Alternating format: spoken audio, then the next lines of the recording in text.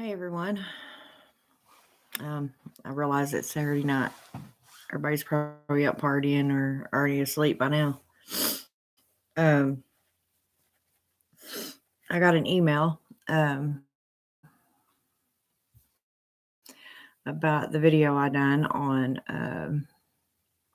the last one, whatever it was, about the angels in the Book of Enoch and stuff like that. Okay, well, now, hey, Lady Blind Wolf. I'm no expert on this, so I'm just going to kind of like highlight, touch. I try not to repeat the things that I said in the last video. Now, the Watchers, as I told y'all, were the group of angels that God, the Christian God, sent. Their primary duty, their only duty, was to keep mankind safe. Okay, and as I told you, a lot of them mated with immortal females, and in my opinion, that's where you get your demigods. I mean, you don't hear much about it in the Christian versions, and especially in the Bible, but this is why I wanted to get the Book of Enoch, sorry, um, because it's one of those books of the Bible that were left out, and this is why the church, just kind of picked whatever it wanted put in that book, and the rest was left out because they didn't want people knowing. They figured it'd be sacrilege, what have you. But anyway, so now some will tell you, some will say that Samael was the head of these Watchers. For my research, I have found that it was Azazel, which those of you on the left-hand path, I'm not left-hand path. I do know a little bit about it, but Azazel is, one of the hierarchy demons. This is how your main angels, these Watchers, I believe, because Lucifer's right in there with them. We all know that. That's, the main one everybody knows, because that's the story most of us, if not all of us, are taught, in the Christian community growing up. Now, we got to remember Lilith, Adam's first wife. Of course, she was left out of the Bible. She's in the Book of Enoch. Now, when she took off, well, it's said that Samael and Lilith gave birth, or are the mother and father of all demons. And, I would say this is where it's a rabbit hole, guys. Because, I mean, you could delve into this all night long and everybody's going to have a different opinion, but this is the only one I come to. The hierarchy demons, like these would have been the Watchers, right? Azazel, Beelzebub, Lucifer, Belial, them. And then I guess Lilith and the rest of these are supposedly Samael and Lilith are the mother and father of all demons. That's from what I gather. I don't know this for a fact. This is just where it keeps coming up in everything I study and read on it. Asmodeus, or Asmodeus, however you want to pronounce it, is specifically mentioned to be the son of Samael and Lilith. Now, I mean, you could go on about this forever. It talks about the Nephilim. This would be, your demigods, Greek mythology that I love. This is actually the only time you'll hear of mythology in Christianity. Usually, you don't have a pantheon unless you're in the Catholic Church. I still think that the Catholic Church has a pantheon. You have all your saints. They just don't call them angels or demigods or goddesses, or what have you, like we do. They don't identify with them the way we do. Um, it's neither here nor there, but it's pretty much the same stuff. Hey, John, Ave, but it's really interesting whenever you get to thinking about it, because I always wondered myself how all the lowercase demons came from, because you didn't ever hear of any female uh, in the daemon. And then, Lilith pops up. Of course, anybody, that would have been not for uh, that God, the Christian God at the time. I don't think he was considered Christian God. There wasn't a Christian, when the world began. But um, the giants, when they talk about, the giants were the offspring of the angels and mortal women. Some turned out to be, the Nephilim. Some were considered giants. Maybe they were both. But here's where your demigods would have taken place in the Christian pantheon. That's the only thing I can think of. Now, in the Bible, you hear there are stories. It'll mention the giants came from the west, or however they put it. The main story, I think everybody, which or not, that you would know would be David and Goliath. You know how David slew Goliath, and Goliath was a giant. Okay, now y'all know I always have to go into the scientific part of things, because that's how I am. I like analyzing. Okay, now these giants. Okay, now if you look back in archaeology and you see the history of mankind, at one point we were pretty short. It depended on, it's like any other species of, I have to use the apes, the monkeys, because they are so much like us. But there's so many different species that everybody knows about, and it's the only thing I can compare to how mankind was back then, because there were more species of humans than what you see today. Now, I'm not going to go all the way into that. Y'all can study that on your own, because that's another rabbit hole for another day. But there were different forms of species. That's the only way I know how to say it. There were different species of mankind. And evidently, this is where you get your Neanderthals, your blah, blah, blah. As I said, I'm not going into all that. But some of these giants that really, they were really there. They really existed. Now,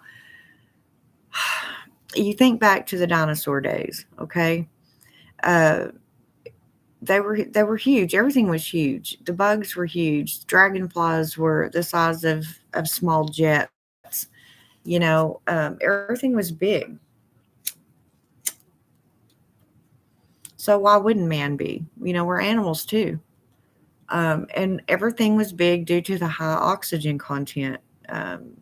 Your ratio between oxygen and nitrogen kind of has to level out a little bit, or you're going to have, the more oxygen you have, the more things grow, believe it or not, the bigger they grow. And this was the case with the giants. Well, through evolution, you'd have your giants, you'd have your smaller people, you'd have all different, sizes and what have you. But these, the Nephilim, I don't know what an angel looks like. I don't know if any of you have ever actually seen one. But from what I understand and what people talk about, is they're huge. They are huge. Stories high. Kind of makes you wonder how they made it with, a mortal female. But, they also say even in Christianity, that God himself, had relations with Mary, or however he impregnated her with Jesus. So, uh, who knows? Like I said, it's a rabbit hole, and you can. I study things. I look at everything. I read what other people write. I don't have the answers. No one does. But when I got that email, I thought, well, yeah, I'll try to talk more about it. But there's not really much more, unless you take each one and tear it apart and then analyze each piece each time. Book of Ezekiel describes some of the angels very. Yeah, yeah. I knew that they had been described, somewhere in there. But now remember too,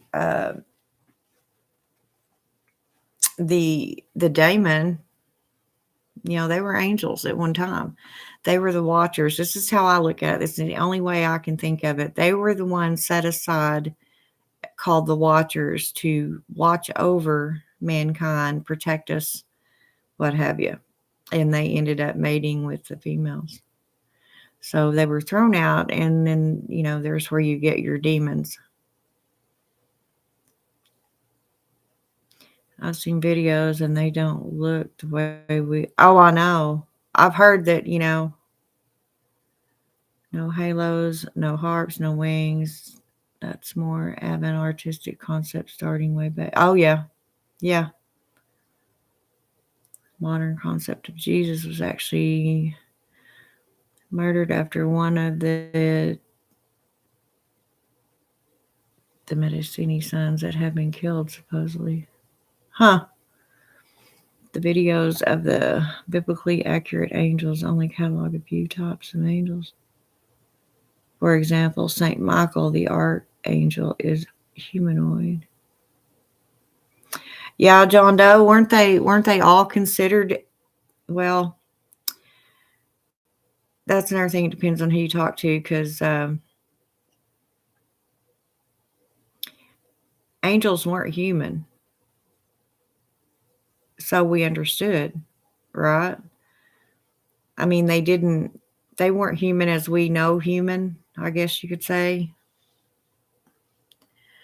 They didn't bleed. They were immortal. They angels have never been exactly. Yeah, they were created in a whole different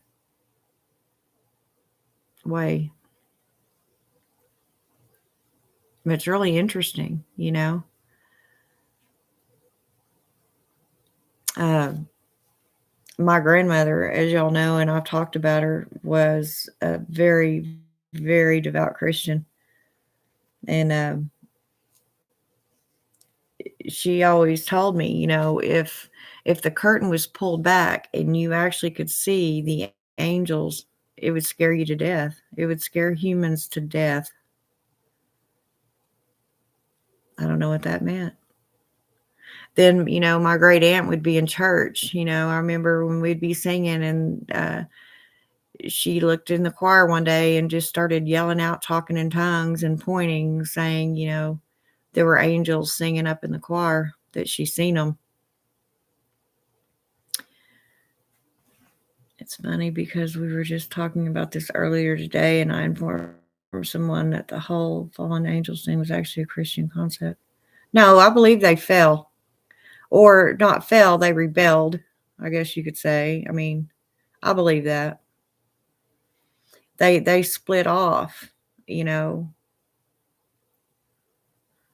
A lot of people now believe that angels and demons aren't the two sides of the same coin with a dark and light aspect. Yeah, it could be. That's what I'm saying. It's a huge rabbit hole. It all depends on how you look at stuff.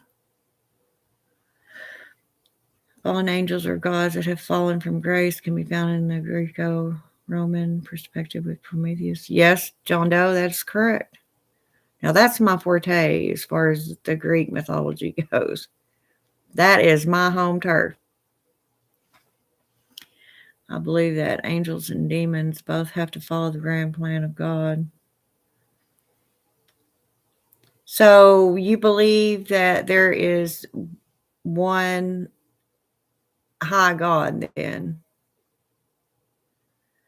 And there is in any pantheon, you have your high God, your top man, is to put it. Well, and then there's a lot of things in place for things to happen and the reasons that they happen. I mean, you've got all your little uh your nymphs, and you've got the Stygian witches that were set there for a reason, and you got the fates. You know, it could drive you crazy trying to figure it out, I guarantee it. You could think about it for hours and hours and hours.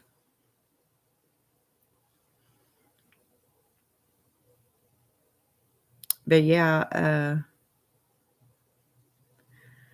everything came about for a reason, and it is why we are today. The only thing is we're so modern nowadays that, we just don't ever think about it. And of course, us being witches, we do think about it. Um, that's why I was saying I believe, Christianity is just another, um, has its own pantheon. It's where they just, the only God per se is the one God, and then you have Jesus, and then you have all the saints, which in our world would be, the goddesses and the other gods, and it just all depends on how you look at it. You can definitely see the similarities. Um, I can't wait till I get that book. Have you read that, John Doe? Have you read the Book of Enoch?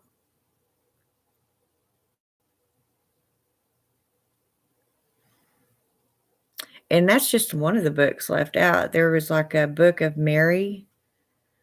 Um, I can't remember. I knew I should have wrote them down to tell y'all, but there was like 4 or 5 books taken out, if not more. 4 or 5 that they know of. I have the Book of Enoch is about the Watchers and their fall from grace. Okay. Now, okay, let me try to figure out how I want to ask this question. Is that just the one book in the Book of Enoch, or does it mention other books that were left out of the Bible? John. Yeah, we all have our own beliefs and our own origins of creation, depending on what the real religion you use or to. Exactly. Like the Norse have this whole different concept of what rainbows are. Some believe that the animals will pass across the rainbow bridge. Yeah. The book on it being not, it doesn't have. Okay. So it's just one of the books that, because when I was looking, through all the stores and through Amazon to purchase the book, it kind of gets confusing because you have the Ethiopian Book of Enoch and then it'll say down there the Book of Mary, the Book of this, the Book of that, the Book of Giants. So I just hope my ex is buying it for me. I just hope I told him the right one. It don't matter. I'll enjoy it no matter what. But some believe that you cannot cross off until the next round. Cross the bridge. The animals decide whether or not you're fit enough to cross. Yeah, that sounds like something that would be out of the Egyptian pantheon. You're fit enough to cross in the world when you pass that Native American have that belief, but it's the animals that judge you. Yeah. Well, if you think about it, Lady Blind Wolf, the Egyptian pantheon that I know of, now correct me if I'm wrong, because we're all still learning and we never stop. The Egyptian pantheon is the only one that has a goddess that is an animal. And you look at the depictions of Anubis, and they have dingo heads. They have dog heads.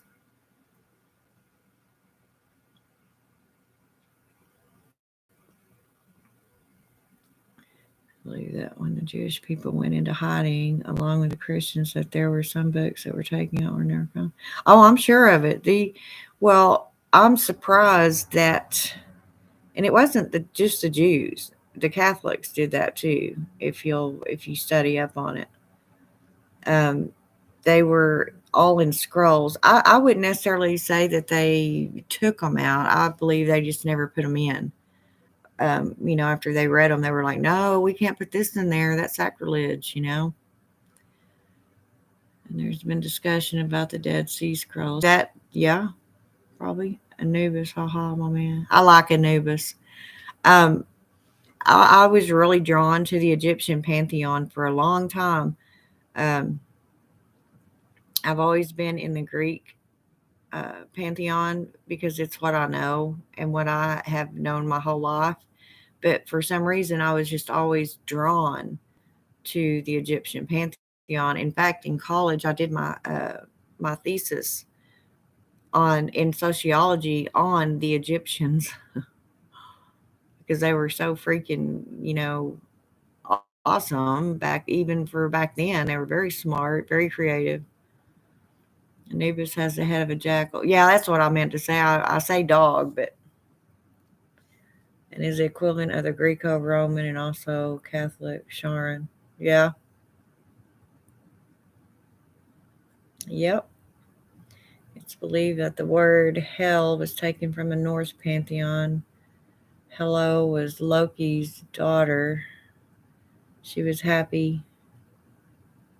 Manhattan corpse. Huh. I didn't know that, Lady Blumel. Or I thought her name was Hela. Wasn't her name Hela? Hella? I don't know. Daughter of Loki, she was taken away from him. His mother was killed, and she was sent to guard the underworld. Huh. Kind of like the story of Persephone and Demeter, huh? Did you know that the Egyptian and Greek pantheons have parallels with the Goetia? I had heard that, John Doe. I haven't ever studied it, but I have heard that, yeah.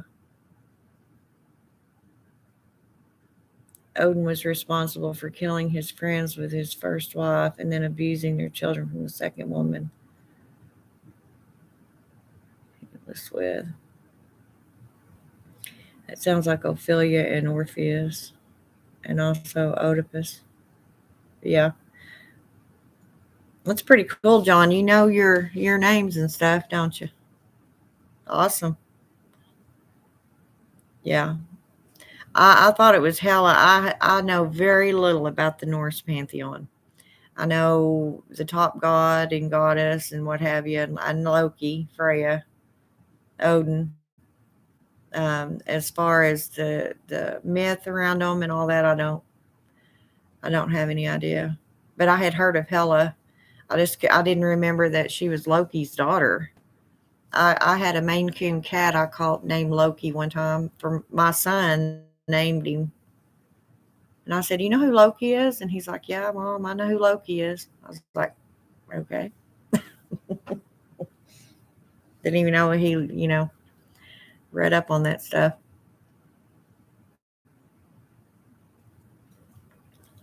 Oh, this lot, you guys. Ain't nothing I can do about it. Try to blind myself. I wonder. No, that ain't gonna work.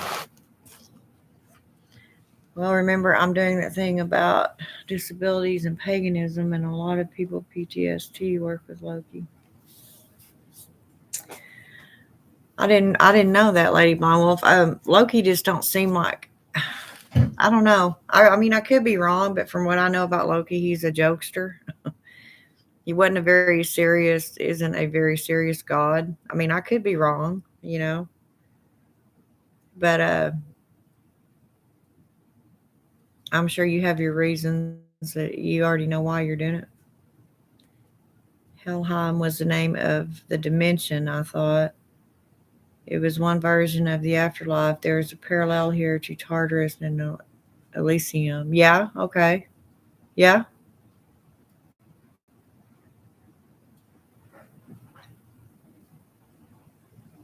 Hmm. Yeah. Well, and Tartarus, as far as the Greeks, that some people think that it's just hell. Well, it was deeper than hell. It was underneath hell.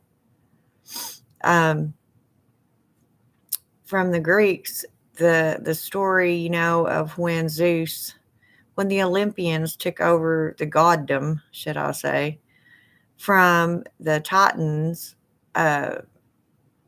This is where all the Titans were chained up, was in Tartarus, which was the lowermost bow of hell, from what I understand. And there's where my beautiful goddess and mother Hecate comes in the picture, because she was originally a Titan. She was the daughter of, the top gods. Can't think of their names right now. I will in a second. Y'all know how I am. Uh, ah, now it's going to bug me. Perses and Astaria. Asteria. That was their names. Yeah. That was Hecate's mom and dad. And now she is the only Titan left. I don't know. Because of all the trauma that Loki went through. Oh, okay. My school of magic aligns the best with business. That's why I'm a business major.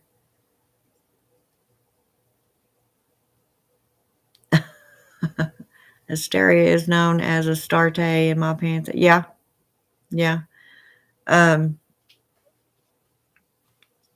there's a song I love to hear. Yeah, I'm not going to sing it, of course, but um, it mentions her, and it doesn't say Asteria. It says Astarte.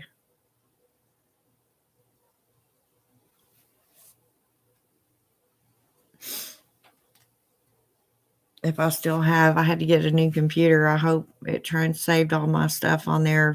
From because it was off of YouTube. It wasn't on a disc. So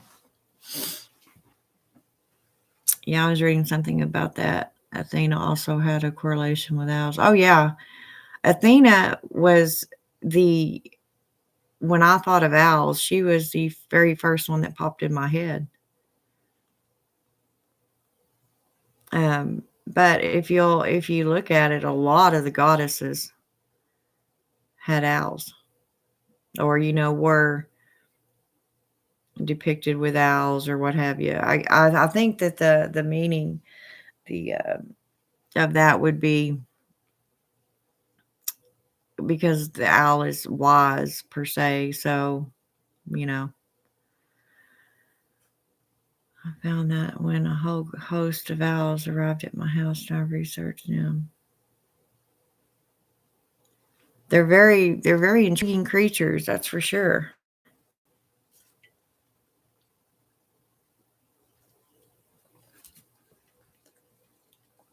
But I mean, as far as the angels and the demons, um, you'll a lot of people say that Samael and Lilith are the mother and father of all of them, and that um, uh, Samyaza was the leader of the Watchers, and then you'll have some that say no, it was Azazel or Azazel, whatever part of the world you're from, tomato, tomato. Well, Dora knows I work the Santa Muerte. We were talking about Hecate and Santa Muerte having correlations with owls, and I didn't know much about Athena. Oh, yeah, Athena, even in her old Grecian temples, you see her standing there with an owl in her hand like this. And usually some sort of weapon over here, because she was, the god of war, or goddess of war, is the goddess of war. So, what does it mean if you didn't know about the existence of Hecate and then all of a sudden the name gets stuck in your head? Well, because she put it there. Yeah, because she will notify you. She will make herself known. Santa Morte, Lady Death, is a creation of the mixture between Santeria and Catholicism. Yeah, a lot of people, that's what me and her were talking about, John. A lot of people will correlate that between um, Santa Morte and Mary herself.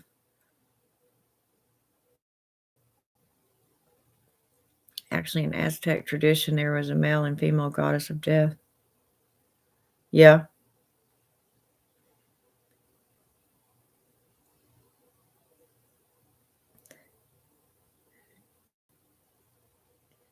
Atlantic is the Aztec name. Oh my God, that's a mouthful, John Doe. I ain't even gonna try to pronounce that. I probably could if I sat and looked at it for a minute, but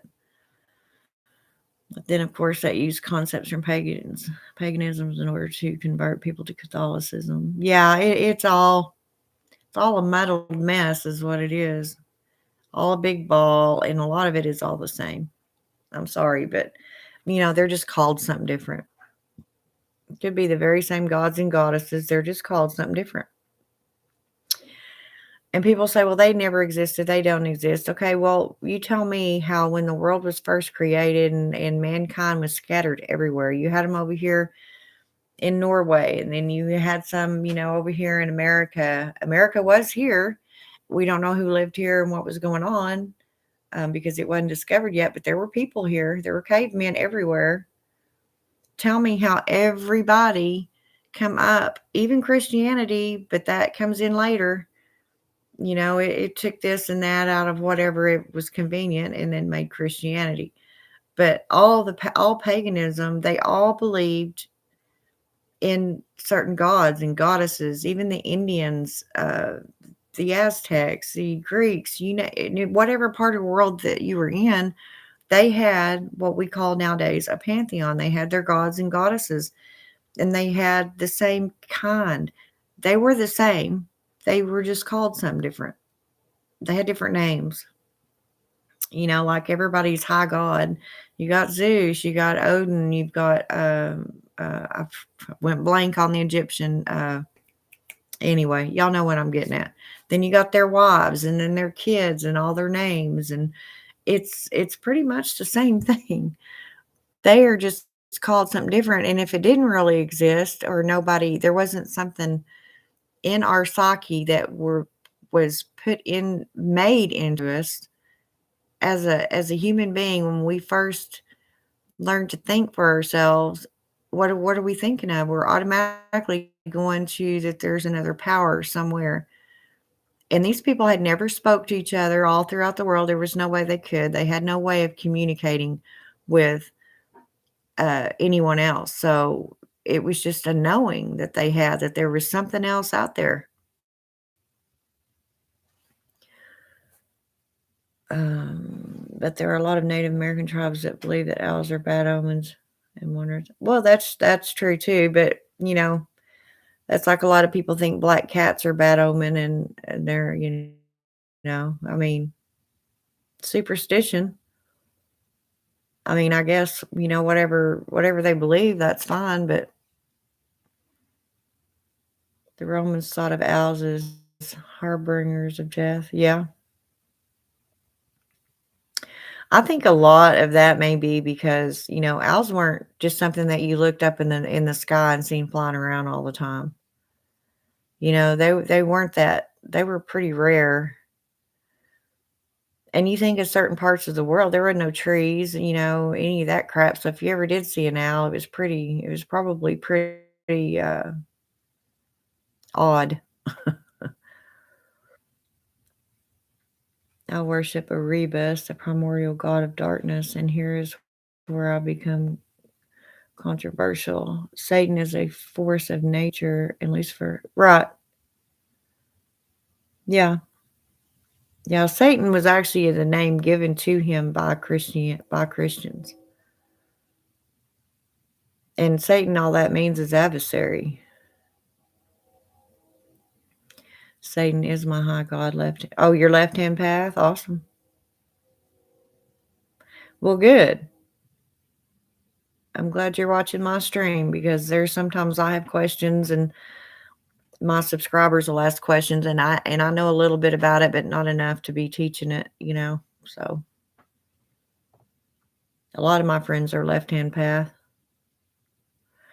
My ex was Shoshone and Ogallala Sioux. And he was saying that during the time that Jesus was in the desert for 40 days, that he appeared to the Shoshone and told them about Africa and the deserts, etc. Well, that could be. I mean, that's probably a story passed down to him for centuries that had been going around, for his whole, um, all throughout his family, folklore in his family. That sounds like the doctrine of Mormonism, as in parallels exist. Yeah, exactly. That's what I'm saying. The more you dig into it, the more that you can see that it is all the same. Yeah. What makes it different is the names and what mankind himself has done with the pantheon. What each culture has adapted to their own ways of recognizing them, depicting them, uh, describing them, but it's all the same story. It really is. I mean, if you look at all of them, it's basically the same story, just different names, maybe a little bit different battles here and there. Same thing. Even in Christianity. The Shoshones don't worship Jesus, but they believe that Jesus appeared to them and told him of the wonders of other worlds, as she called it. Huh. Never heard of that. But of all the different countries and continents. Yeah, that's what I'm saying. Isn't it amazing that these people back then could not? There's no way they could have talked to each other about this. So how does one person believe in basically the same thing, a higher power, we'll just call it a higher power, over here in Norway, and these people over here in Africa are thinking the same thing. They're just calling them something different. See what I'm trying to say? Pretty interesting, if you ask me.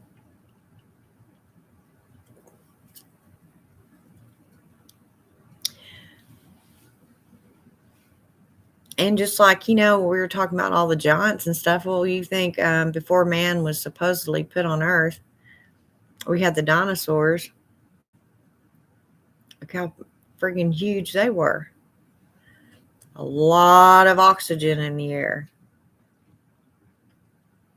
So maybe the oxygen content hadn't calmed down a whole lot when mankind started walking around. And so you had larger people.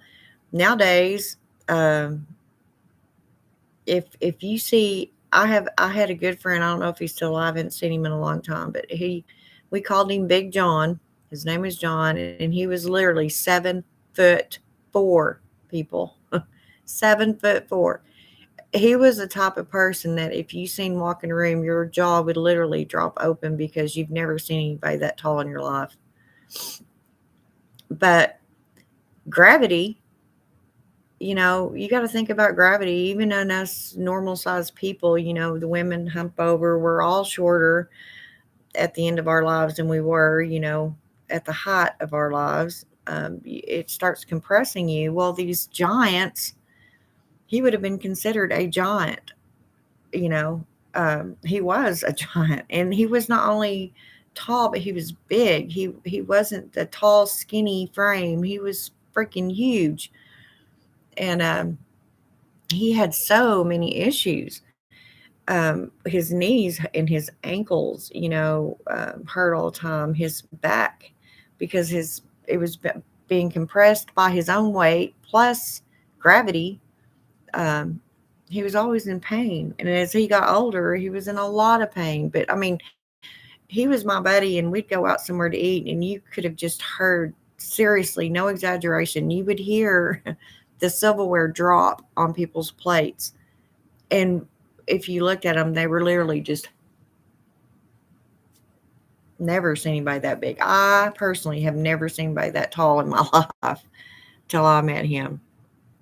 Big old sweetheart, you know. But you just don't hear of them much anymore because they can't function. I mean, they're not, they wear out faster, you know. They're just too big, you know, too heavy. Where am I at? Where am I at? But of all the different countries, okay, the only logical conclusion is that these entities are real. Exactly. How else could people separated by oceans talk? Exactly. That's what I'm saying, John Doe. Exactly what I'm saying. They it is in our psyche. It's in every fiber of our being to know that there's something else. Of course, you have your atheists, and that's fine too. I prefer to think that there's something else. You know, even if it's not really true, doesn't it help you kind of get through life? You know, thinking that this isn't all just here and gone. You know, I mean, I guess it all depends. Like anything else, it's how you look at it. You know, I asked a pastor once to explain to me that how that can be finding dinosaur bones. His explanation was, "Well, don't you know that they were killed?" No, they weren't. No, they weren't. Basically, God snapped his fingers, and the entire process was a part of a creation. Yeah. Also, Abrahamic religions in the modern era derive heavily from Zoroastrianism. Okay, quit using all them words, John Doe, because I don't know what that means. I'm not the dumbest crayon in the box, but I ain't the smartest either. So, uh,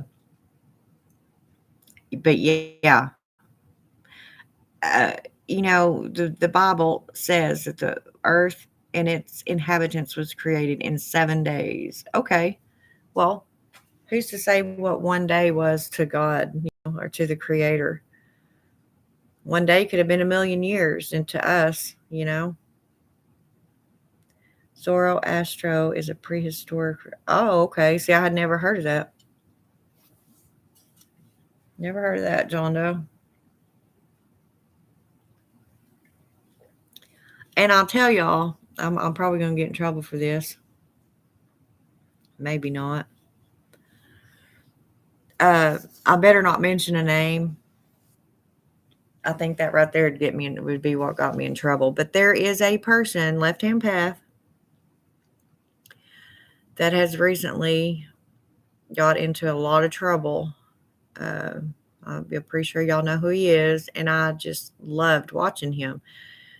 Um, Even though I don't follow that path, I have worked with Lucifer, and I still a lot of times have an altar to Lucifer for whole different reasons. But I got to watching him throughout the years, and you could definitely see um, a change coming over him. He just got to where he was very different. And I think we all do. That's why I really truly believe that there's some things that mankind as mortals should just not know. We will never know.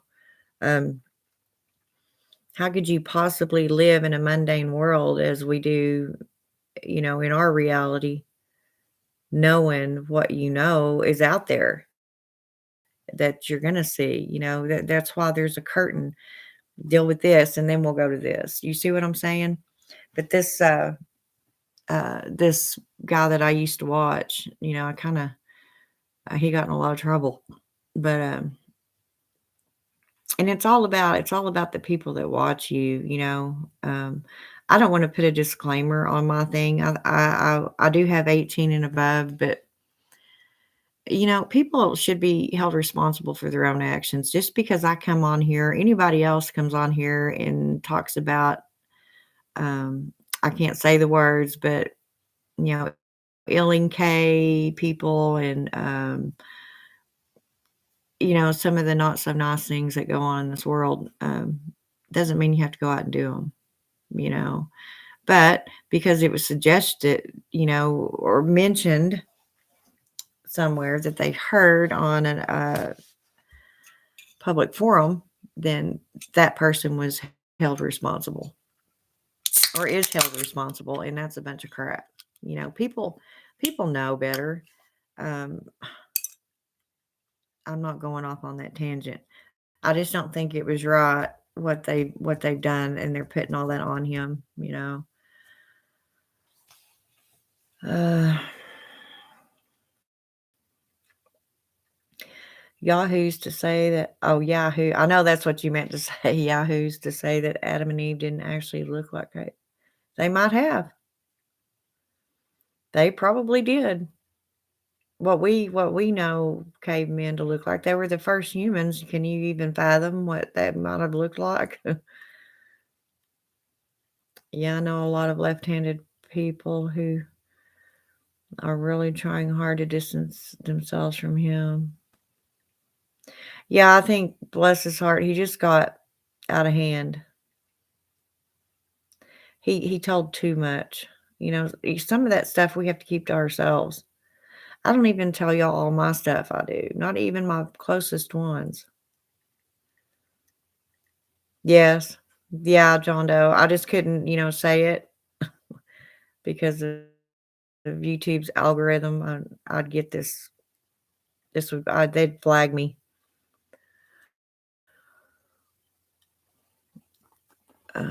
Why? Because his techniques were, yeah. Well, I can't tell you about it, but I'm sure if you watched him, you already know what all went on. He's taking the rap for something that somebody else did, or they're trying to put it on him. It's just sad. You gotta be careful though, man. And I mean, he was pretty big. He had a lot of followers. And I'm sorry, but there's some crazy ass people out there. I mean, they can take something that's, good and knowledgeable and that might help someone, whatever, and they just, you know, you know how it goes.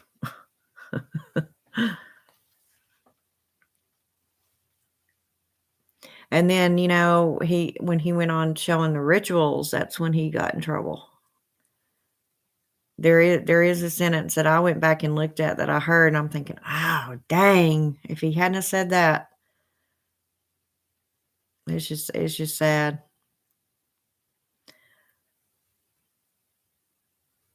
Uh, yeah, he told people way too much, that stuff exactly. That's what I'm saying, he shared too much knowledge, and he's being punished for it. I won't even say it's necessarily by the, Earth people. I believe that, another realm may have had something to do with that because he was just, like you said, divulging way too much. I don't know. I don't know. I liked him though.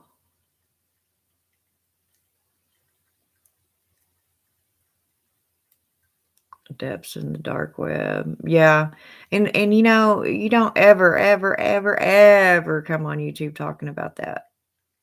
Yes, everybody pretty much knows it exists, but that's just a place you don't really want to go. Honestly. Uh-uh.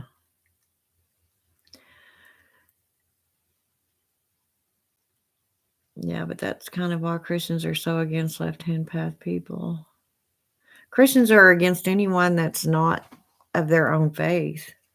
It doesn't surprise me Personally, I helped break down a child sex ring where the lady claimed to be practicing witch was using witchcraft too. See, and that pisses me off. It really does. You know, scumbags like that give the rest of us good people, and even though we identify as a witch, we're still good people. They make us look bad.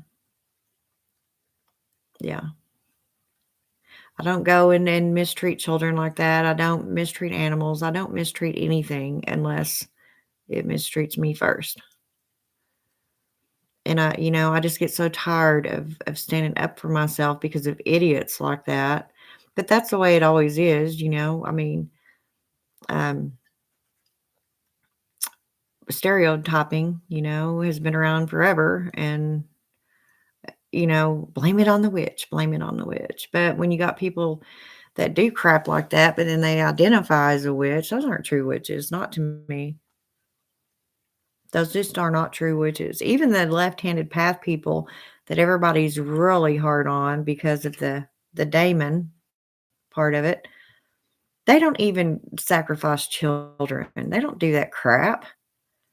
I mean, those are just crazy, psychotic idiots at that shit. It has nothing to do with a god or goddess. It just comes from your own damn stupidity. Just aggravates me. Personally, okay, even people in the metaphysical world are against the left-hand path. And I guess maybe because I haven't had any bad experiences with it, but then I don't walk it. Um, Most of the people that I have met that I know are on that path are good people. Um, my ex-boyfriend, you know, um, with him for 10 years, and he wouldn't have hurt an animal or a fly for that matter. I mean, I don't know. It's just the way people are.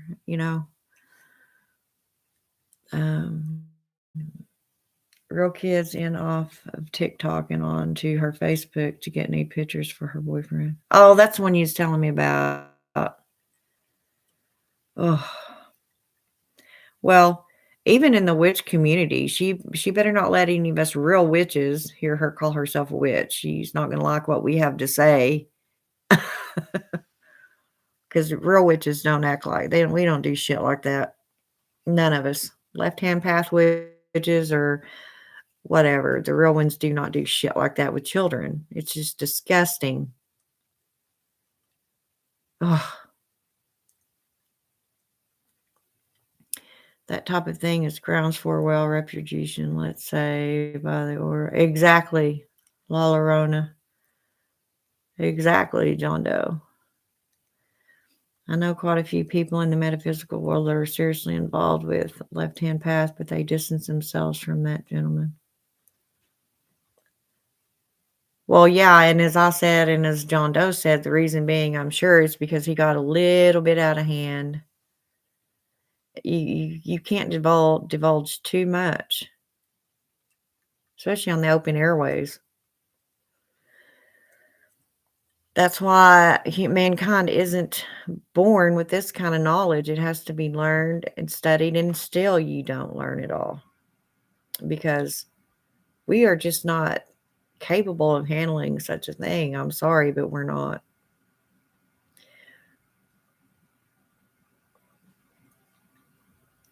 I'm sorry, I'm talking to you and also privately messaging Phoenix. She's here in chat. She's just, oh, hi, Phoenix. Have y'all been formally trained by Nexions or Covens? I have 8 years of formal training in it. Nope. Nope, John. When I was a very, very little girl, I've just always been this way.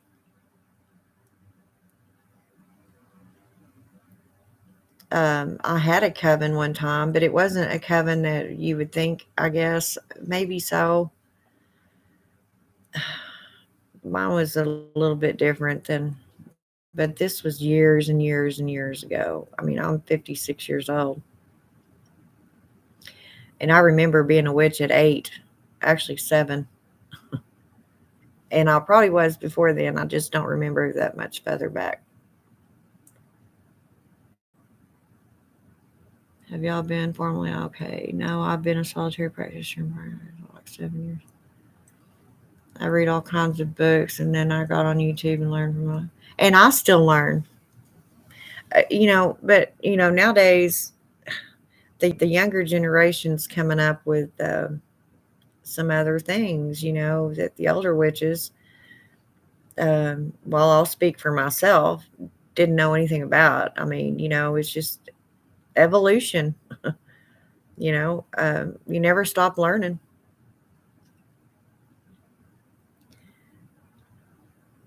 If you count independent practice, I have been about 11 years altogether. Awesome, John. Yeah, if I went through the self-initiatory process of, let's say, Thelma, Aleister Crowley type stuff.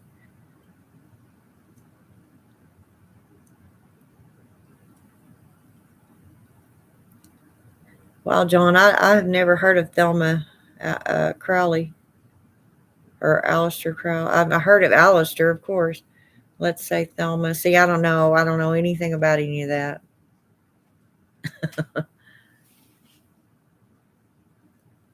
I did the self-initiation, but when I started out in Wicca. I think a lot of people start out in Wicca.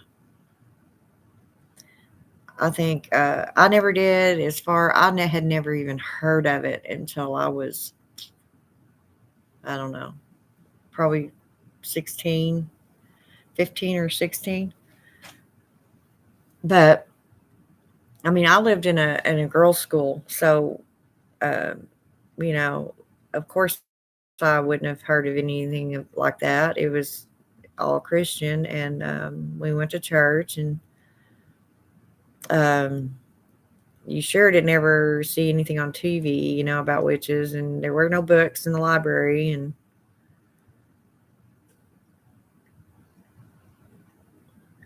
I did the self. Okay, I don't count paganism or Wiccan or really anything in the public domain as a part of my practice. Paganism and Wicca would make it 20 years. Yeah.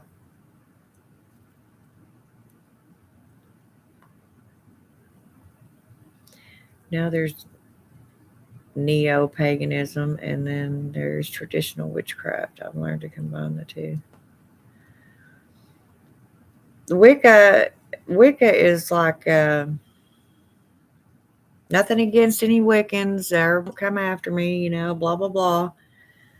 But I look at Wicca as an organized form of witchcraft. It kind of puts it all together in the nice form. Um, Hence the read, the Wiccan read or creed, whatever you want to call it, the rules. Uh,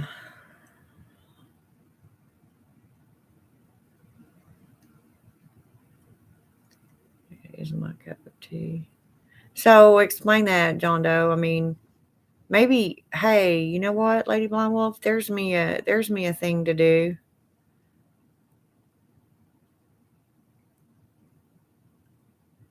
John, maybe sometime. I mean, I don't know how you feel about getting on camera, but maybe I can have you on here and we can talk about neo-paganism, because that is not my forte at all. I'm an old witch. I'm very set in my ways, and I have found things that work for me, so I stick to them. Not that I'm not open to learning or hearing about other things. It doesn't mean I'm gonna use them, but it's interesting to learn and know how other people do stuff. Every practice has similar rules. We call these things a kindred honor. See, I've never heard of that. I told you I'm an old hag. I do what I want. That's just all there is to it. I would love to talk about neo-paganism, neo-occult, Renaissance. I would prefer to remain I thought so. That's why I asked you if you didn't have an issue with being on camera. But that would be because I'm sure that I have a lot of younger subscribers. As much as I hate to admit it, time goes on. Time marches on, and things change, beliefs change. Witchcraft has gotten, well, you can ask Lady Bible.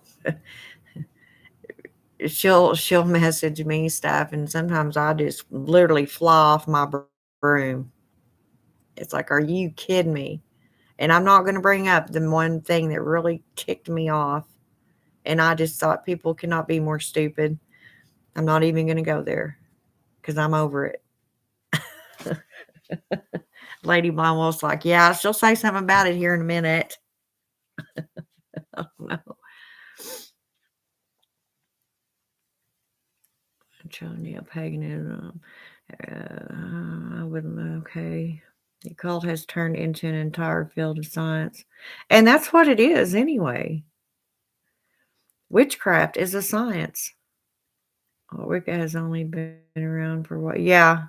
Yeah, Wicca, Gerald Gardner and Raymond Buckland. Well, actually, Gerald Gardner is the father of it. He's the one that literally went off, to another country and brought it here, or,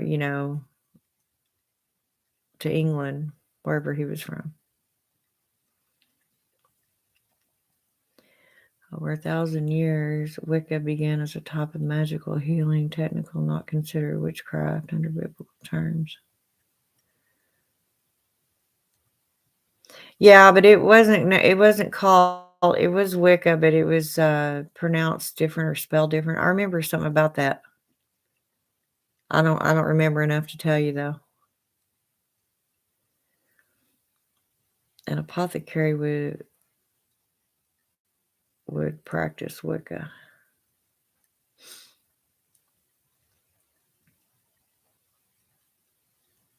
I mean, since Gerald Gardner actually founded the religion because it's one of the few pagan religions that's constitutionally recognized. Yeah, it is now. Wicca's an actual recognized religion. So a lot of witches may say I'm Wicca because, at least they're close.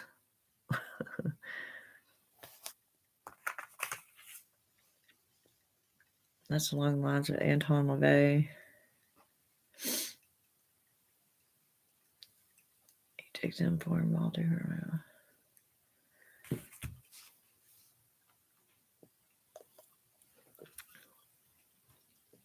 Huh.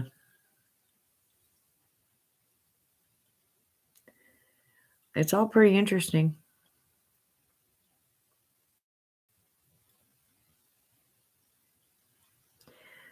I specialize in practice, not theory. Figures such as LaVey focus on theory, not practice.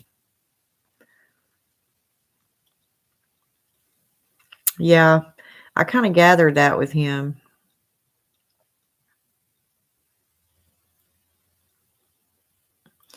Going back to it being a science, it is, especially where the plants are concerned. These women, you have to understand how they were, and I say women because women were mostly what it consisted of, because back in them days, there you didn't see very many educated per se women. They weren't used for that. I mean, they took care of their family and they had kids.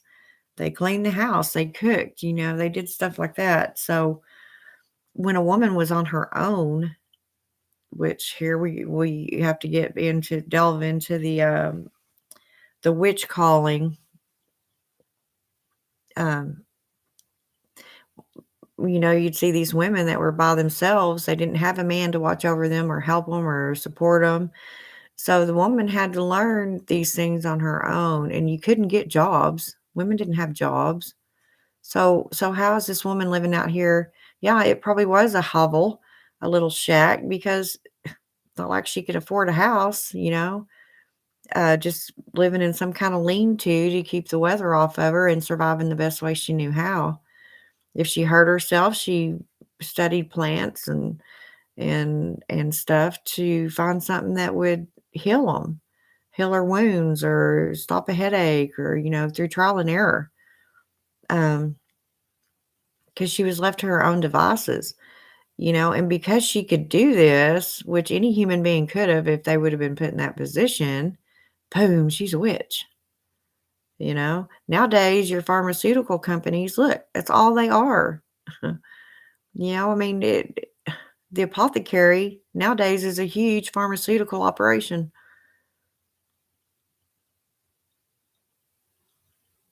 Well, I started in that, and it gets you on a discipline. But then when I came back to witchcraft, boy, did I get hit with all kind of info. In the medieval and feudal eras, women were seen as extremely valuable because the constant warfare. For example, Galder, the magic of Thor, was used by men, but satire was used by women. Huh. Galder was used during things like shield songs, stop the arrows. Satire was used to save the men who got wounded. Wow, see? And there was a time when women were exalted.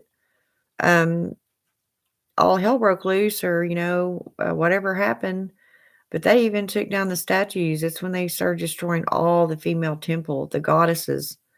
Athena's temple was destroyed, Hecate's temple, Bastet, any female goddess, um, they took them out because, they were women. They believed that women were gaining way too much power. So you weren't allowed to worship the goddesses anymore at one point. Then it goes, to where everything's back in order and every king had a seer. They didn't call them witches then, they called them seers that would tell them, about going into battle, when to, when not to, who would die, blah, blah, blah. And then all of a sudden, you go into another era and they're killing them all, killing everybody. So, it's fought back and forth throughout history. Good, bad, good, bad. Okay, we can handle it. No, we're gonna let them do it. Society can't make up its own damn mind. Uh, and then men would die a lot, hundreds of years of war. So the women were extremely exalted. Yeah. Thanks to Christians, now we don't know where Alexander was born or the mysteries of Hecate. Yeah. Um,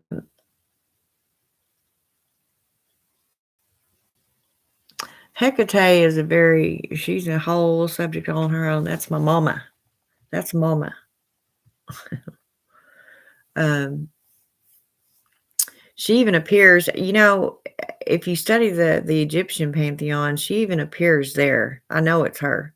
They call it Heka. They say him, the god of magic, Heka. Heka. Hecate.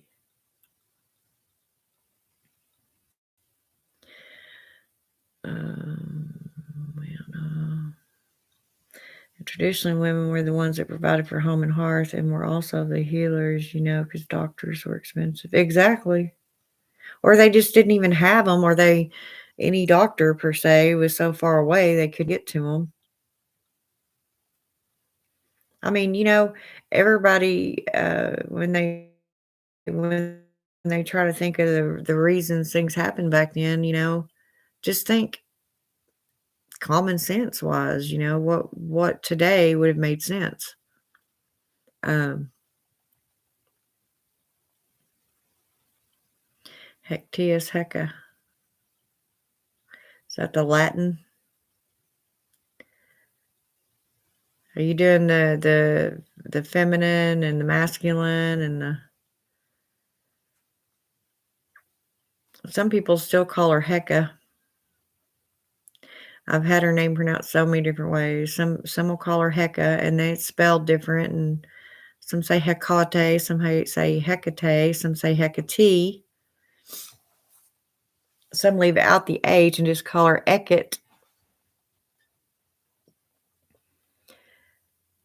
Air, Secor, Hecate, Hectius, Hecca, Onca. Yeah, that's Latin. Wow.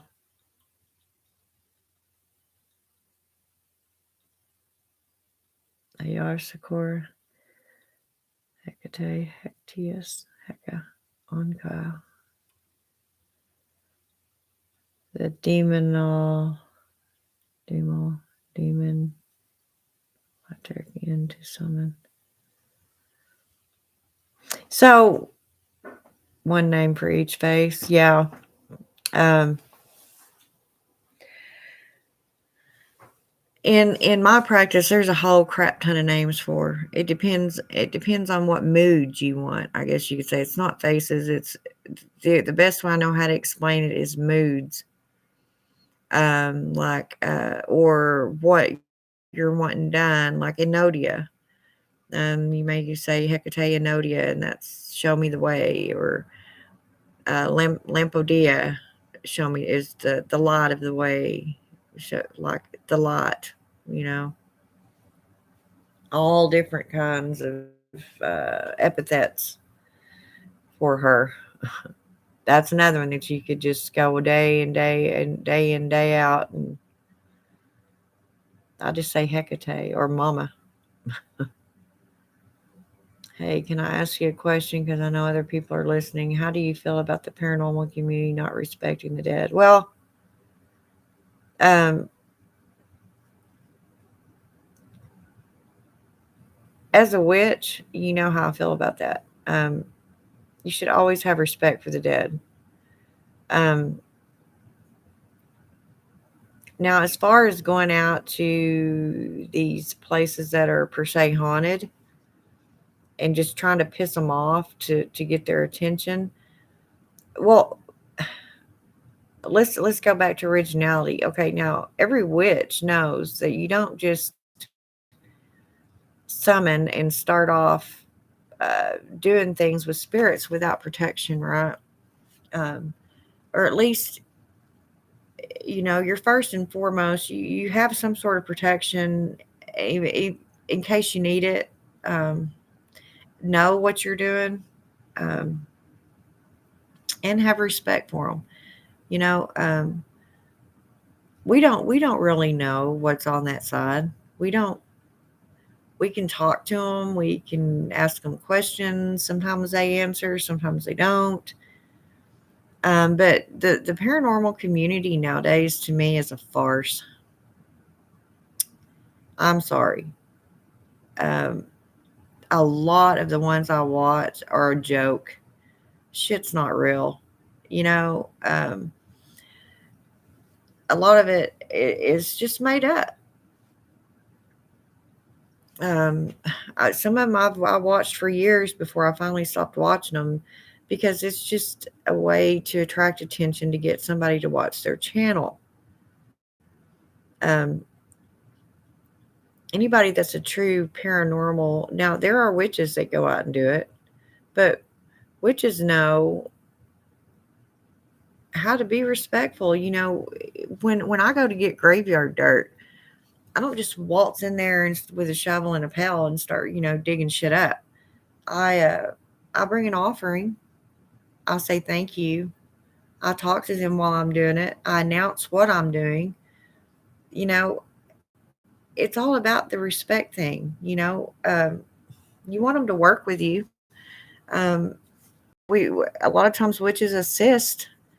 We don't know why they're still in that building. Supposedly that they've been in all this time. We don't know for sure why there are hauntings. We have ideas. They can't find their way. There might be a reason Maybe they can find their way. They're just not allowed in yet. I don't know.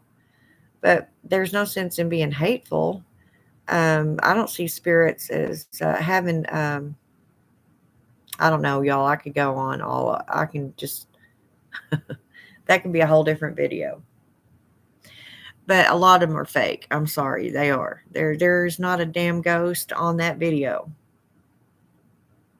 It's just the way it is. I mean, it's fun to watch if you like watching stuff like that. Like you'd watch any other science fiction show, you know. I don't know. Now, I'm not going to say all of them are that way, and not every once in a while that they don't run into a ghost. But I'm a witch, and I have been one for my whole entire life. And I guarantee you, when I see a ghost or when I feel uh, something around me, uh, it still scares me. It doesn't, I wouldn't, I think scared is the wrong word to use. Um, I, I'm intimidated because I'm not sure what it is. You know, you have good things and bad things, and you don't want the bad things on you. It takes forever to get them off, if you even get them off then. Hi, Phoenix Fire. How are you? I have to go back up here because I've been jacking my jaws. A name for each phase. Hey, okay. But yeah, Lady Blonde Wolf, they should damn sure be respecting them for whatever, you know. Congratulations, you have now brought Hecate into the lives of all that have heard you speak the holy words. Ah, disrespecting the dead is a curse upon your soul. There are entire visions of angels and demons to sort. Yep, there are. I mean, and you know, there's just no reason to go in there being hateful. You know, I mean, why? Now, I'm not going to say if something don't attach to me and, you know, comes in my house that's not being very nice or, you know, wreaking havoc, then I'm going to do all in my power to get rid of it. But if they're not bothering you, leave them the hell alone. They're, you know, there's a reason they are where they are and how they are. Be nice, be kind. You may help them find that light they're looking for. I don't know. I haven't, I have died, but I didn't see anything. I don't remember seeing anything anyway, but I was dead. Um, let's see, where am I at? Where am I at? Here's an idea. What about doing or redoing stuff on Hecate for newer witches? Because, you know, I just started trying to work with her. Well, I could. Um, there's just so many different opinions about her, though, and so many different, well, it's my channel. I guess I'll say whatever the hell I want, won't I? I don't know. I'll think about all that, Lady Blonde Wolf. I'm just now getting to where I'm doing these videos again. I missed y'all. But I'm interested to hear what you have to say about the way the paranormal community disrespects the dead. Well, like I said, I don't like it. They're not, it's not right. And I don't really believe that any of them actually see any ghosts anyway. Like I said, I just don't. I mean, you know, it's real funny, you know, they'll have the camera pointed at something, they'll go, and they'll turn it real quick. There's nothing there ever. I'm just saying. I'm not saying people haven't caught ghosts because I know they have on camera or an empath. You know, you can feel them. You can feel the air just get thick as pea soup. It's like an invisible, heavy, dense fog all around you, and or that's how it feels to me.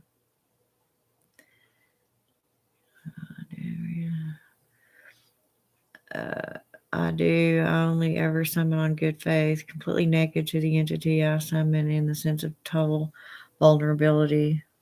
Yeah. I don't know, John Doe. I still, even as old of a witch as I am, now I guess you could say because I have done spells in the bathtub for certain reasons, um, or rituals in the bathtub. So I, was naked then. But as far as sitting in the middle of my circle or at my altar butt naked, I just can't do it. No, I don't know. I'm not saying I haven't done it. I think once or twice in my entire life, but they were for a specific thing that I was doing. So no, every single time that I do a spell or just go and create a space to talk with Hecate, I'm not naked. But a lot of people do that. In fact, a whole lot of people do that. Well, I mean, I trust them too. It's just there's an aspect of her for us to use and help others too.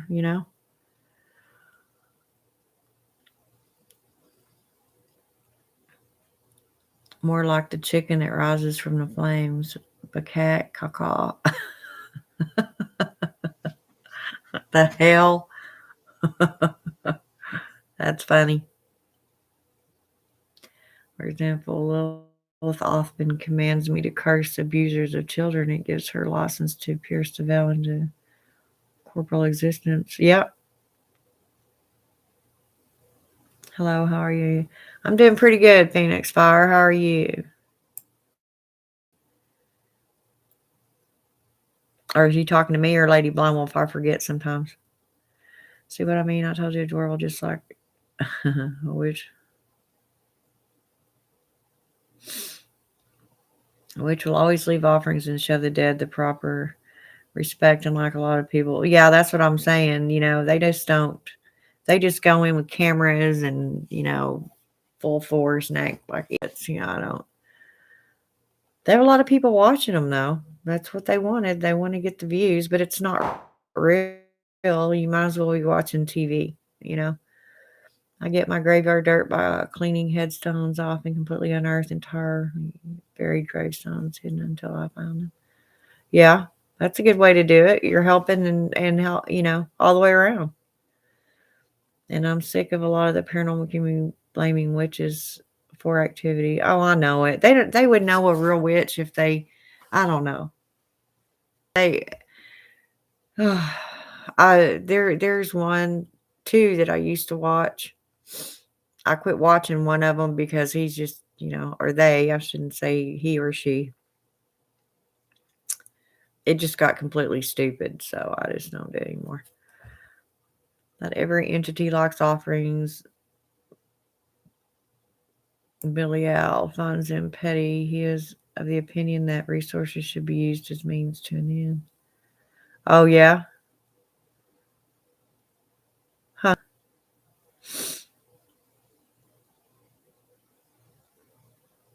Well, I know Lucifer likes sandalwood. Yeah, he likes that incense. He likes that smell.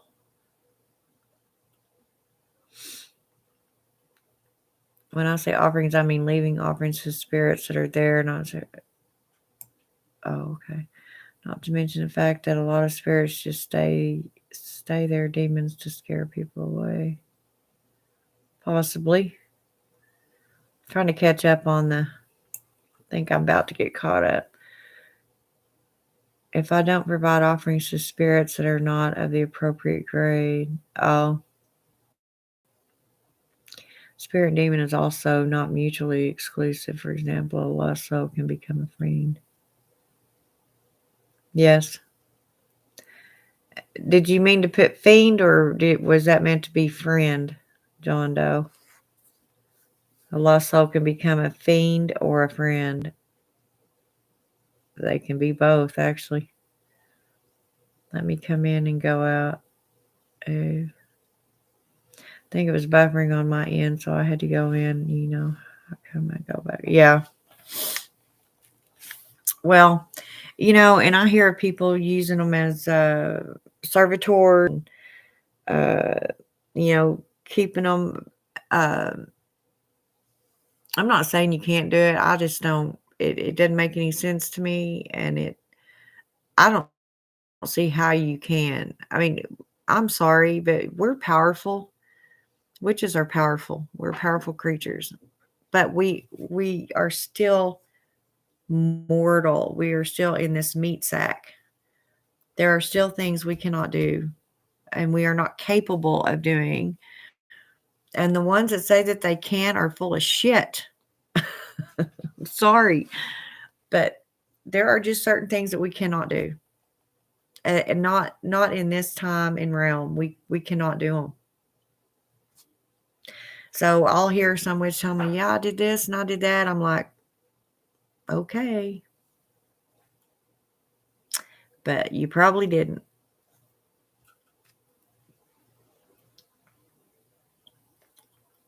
I have an issue with the whole making of servitor thing, but that's just my.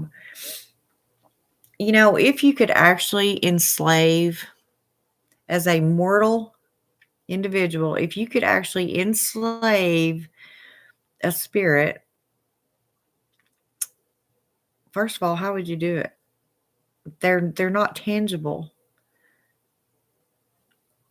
We do not have that much power to speak words and confine them to a box. We're not I'm not getting into it. uh, you can ask somebody to work with you, you know. Um, I have done that. Depending on what spell I wanted to do or what I needed done, I would go to the graveyard and I would find what you have to pick somebody that you feel would intertwine with your spell work, you know. If you want to go to battle with whatever, whether it be addiction, whether it be to repel against a curse, gossip, whatever, you would enlist a soldier, wouldn't you? Somebody that knows battle, somebody that can engage in battle. Um, you know what I'm saying? Metaphorically speaking, that would be the type of person that you'd want to lend you a hand. John Doe, Ave. I think it was. I have an issue with the homemaking. Okay. Some believe that you create server tortoise integra because you don't necessarily enslave a spirit, to aid in your spell work and do your bidding. Yeah, yeah. Um, that's what I'm saying. If you create a servitor, that's fine. If it's a mutual agreement, but you don't lock them in a box. Why would you do that? That's just hateful. Um, Now, on another hand, if you enlisted someone that had been a murderer their whole life, that was not a nice person, and you wanted them to do some crappy things for you, then you might keep them in a box. You might give them, um, you know, limits, margins, boundaries. Some believe that you create her, okay. I don't know. I haven't ever, I usually honestly just call on my goddess. She's she's what I do. Aiden said once that I'm probably more suited to be a death witch. See, I don't. What is a death wish? Witch.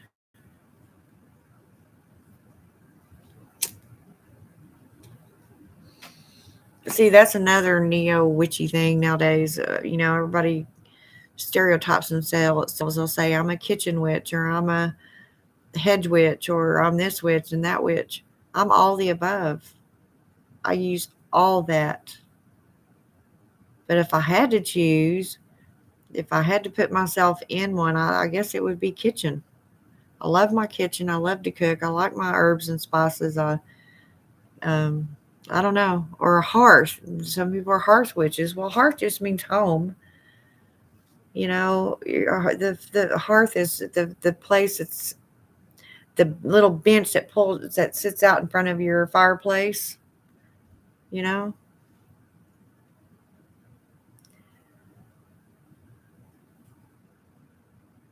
Also, and some don't believe that you lock them in a box. You continue to feed them and then let them die once you have finished with them. And I kind of have an issue with that. Well, see, I don't believe that. That's not feasible. They're already dead. They're already, as far as we know, as far as what we understand death as, they're already dead. We can set them free, you know.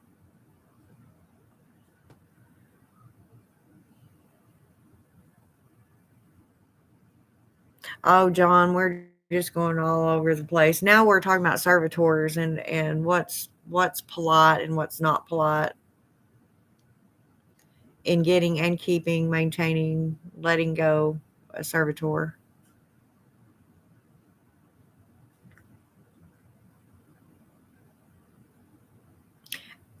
Do you believe, John? Okay, now okay, you have some. Okay, let me ask you a question. Do you contain them in a box? Do you believe that they can be contained in a box? Okay, do they freely just are they freely around you or do you keep them? Okay,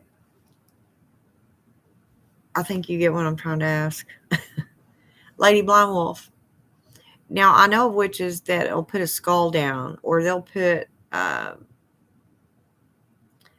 I don't know, something that the entity can go into and be comfortable, feel like it has a shell, gives it more malleability, I guess you could say. I do not contain my surgeries. I purposely keep them free. Exactly. And you should, right, John? That's what we're talking about. I don't believe in going and getting a servitor and then locking them in a box. I think that's cruel. I think it's hateful and it shouldn't be done. And they only let them out when they want them to go do something. Well, I'm sorry, but to me, we're as I stated before, we're pretty powerful creatures, but we're not that damn powerful. We cannot if we do rule over the dead per se, it's because they're in compliance with us. We trade. Like you said, you maintain them. You may give them food or some sort of sustenance, whatever the spirit world may want. Comfort. I don't know. Whatever keeps them around you, they do it freely. It's not because you're keeping them in a prison. I guess because I work with darker goddesses that are connected to the dead. Oh yeah.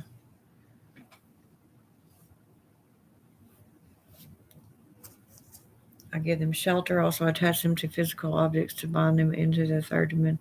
Yeah, that's what I'm saying. That's why a lot of people will have something that they can go into, like a doll, stuffed animal, a trinket of some sort, a wand, something that's malleable.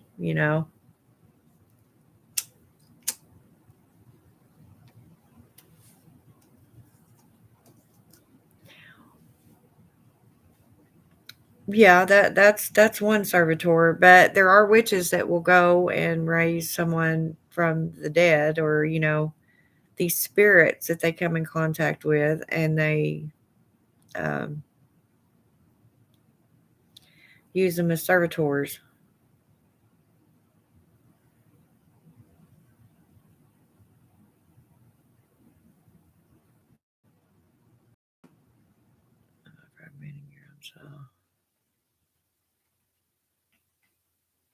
You can tell your left-hand path by your answers. I mean, I'm not don't get me wrong, I don't mean that bad at all.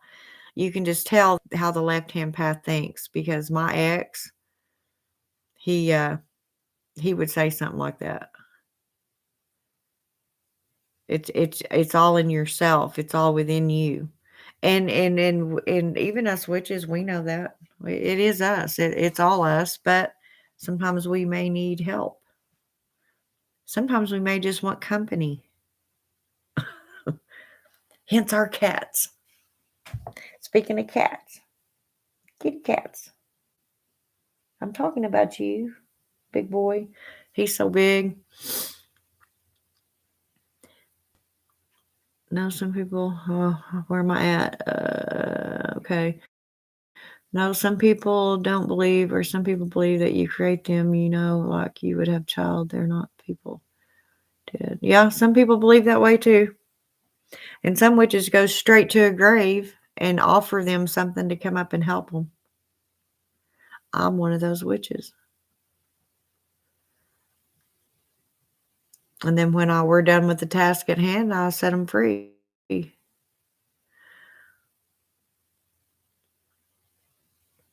That which creates them and brings us life into them to aid and so work and to do their bonding. Yeah, well, that could be other things too, but I'm talking about an actual spirit.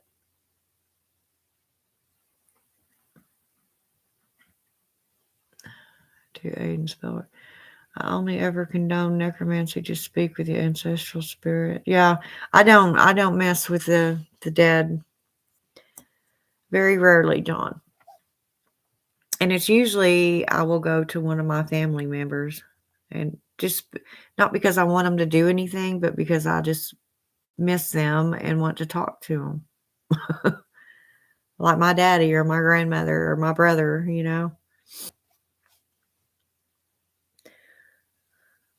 I agree with you. I only can do except at serving tours and egregores are created. They're not dead people that you would enslave, at least. That's what some people believe. Well, you can do that. I will never condone enslave. Yeah, me either. I think that's what I was talking about. It just seems so cruel. Servitors are your soul. Egregores are many souls. See, that's interesting. I'd never heard that, John Doe. You teach me a lot of stuff. I'm just a witch. I'm just an old witch.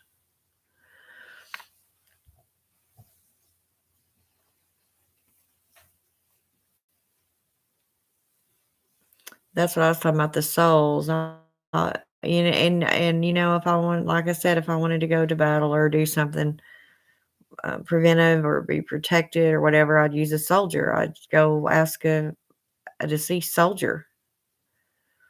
I think you're thinking more about the boot box. That's more something in the Jewish tradition where you put negative spirits. No, that's not what I'm thinking. I know I've never even heard of that, but some of them have been known to entrap them in boxes that they can only come out to do that one person's bidding when they're ready for them to.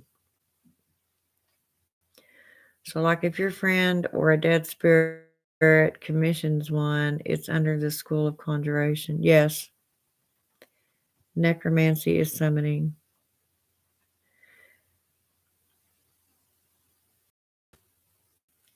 Necromancy is working with the dead. You can summons anything.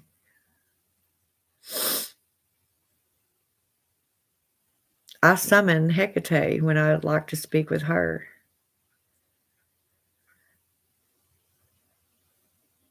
I call on her. Summoning is just calling on them. I've heard of a lot of people that don't do that. They just leave the entities be, but they still have to give them nourishment. Yeah. Yeah. The butte boxes are for exorcisms and is binding. Yeah, John Doe. That's what I was gonna say. Usually when they're put in a box like that, it's for punishment or until you can figure out what the hell else to do with them. They're imprisoned. I've heard some people in their servitors have, let's just say, the happy ending using them, to have sex with the witch. No, that some people may have let them do that. I'm not. Thank you. No. I consider using a servitor for that reason as abuse.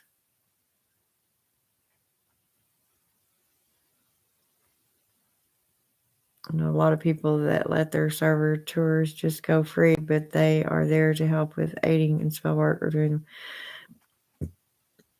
Well, this is how I do mine. They can come and go as they please. I just ask that when I need them and I call on them, they return. They're more like my friends. Should I put it that way? They're more like company to me. The School of Magic is like an entire field of science and encompasses many disciplines. In my order, you have to master at least 8 to become a Magnus. That takes about 4 years. I wish they gave degrees for magic. Yeah, wouldn't that be awesome? If they gave degrees for magic.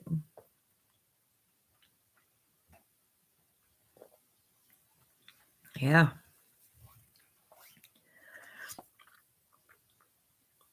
And now that I'm in that crone stage, well, I mean, it's definitely, a stage of life. Now, I've heard of people that have had spirits in their house and no go in their purchase stalls for spirit to enter, but it's exactly that's me, Lady Blonde. If one's around me, and I run into them all the time. Or I used to more often than I do now because I don't hardly go much anymore. But as long as they're not hateful, they're not there to harm me or my animals or the people around me. I'm good. They can stay all they want. Don't bother me.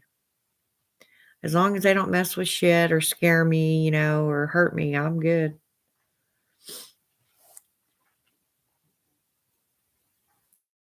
And they buy dolls that have already, let's just say, a spirit has me. Yeah, but that could be dangerous, Lady Blind Wolf. Priestess lady. I'm just more modern than most of them, and I guess my appearance. If I ever come on here with makeup and my hair down, you probably won't even recognize who the hell I am. John, he'll be going, that's not Lady Adara.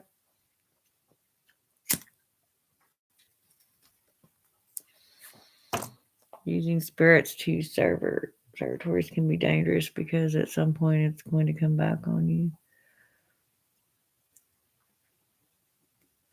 Well, I don't know about that. It depends on what I guess you're using them to do. It's like anything else in our magic.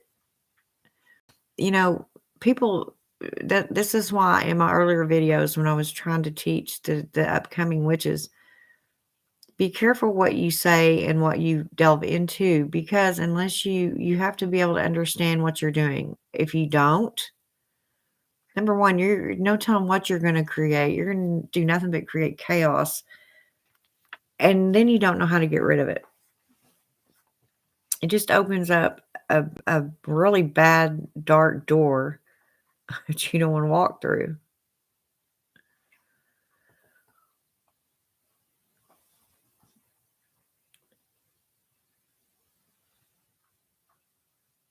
At some point. Okay, well, yeah, but I mean, I see what you're saying, Lady Blonde. But two, I mean, the typical relationship between a servitor and their master is give and take. Yeah, okay, I'm going to give you this uh, treat, whatever it may be, blood, a glass of water, a little piece of meat, whatever, for you to do this. You're trading off and on. And once you release them, once you command them to go, they have to go, or they're supposed to have to go.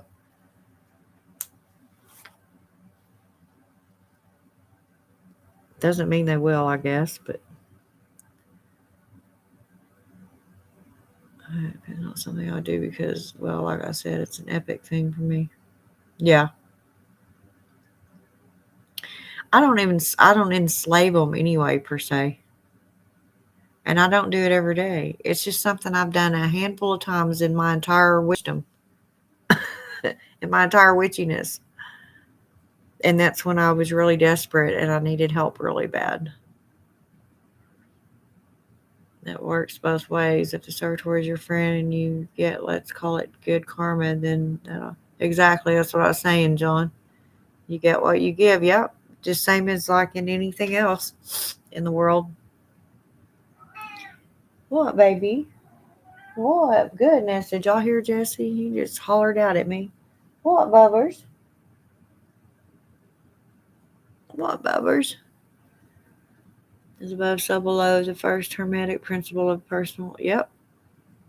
Same above and in the middle nowadays. Servitors are often like the thing Voldemort does. That's the best pop culture reference I can think of. So I don't know what that is. Oh, I'm so old. I'm so old.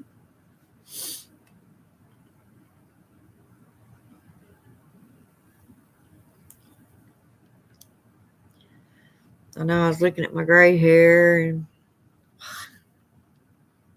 getting fat. Where a fragment of yourself gains its own vessel and then you give it. Oh, okay. So that's where you're talking about your servitors come from within. So you're saying different personalities or different. So I've never had it put that way. That's pretty interesting.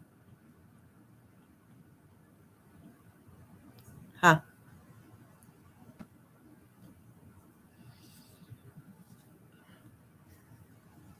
Yourself gains its own vessel and then you got.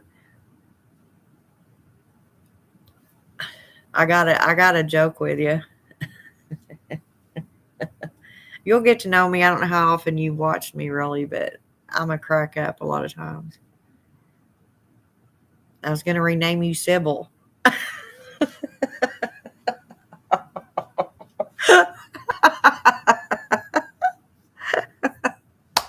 Call you Sybil.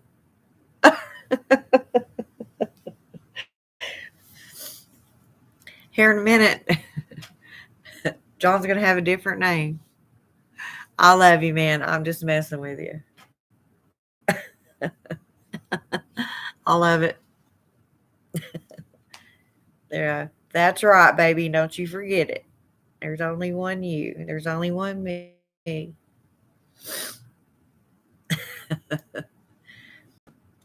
Thank you for that. I needed that laugh. Yeah, I used to come on here every day and talk to my peeps, and I miss doing that. Last 2 years of my life has not been all that great. So it was kind of hard for me to come on here. My computer was messing up, and the internet. It's just everything was just against me doing videos there for a while.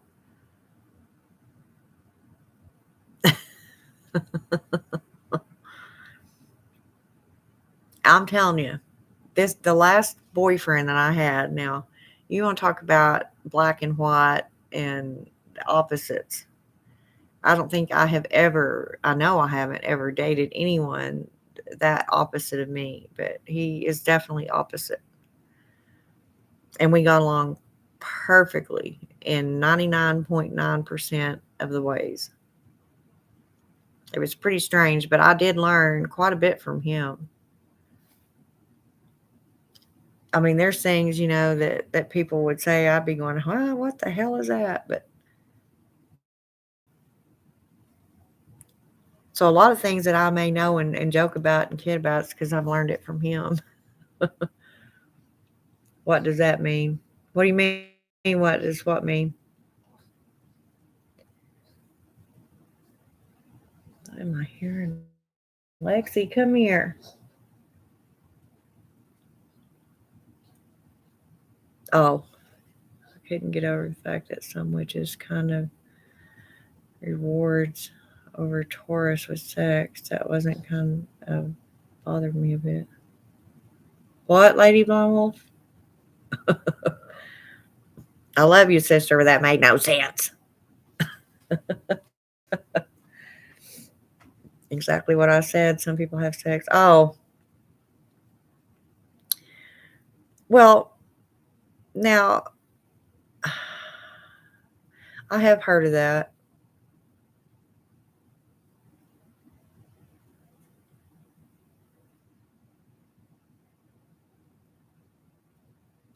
Yeah, Lady Blonde Wolf, but when I think of sex magic, I think of with another person.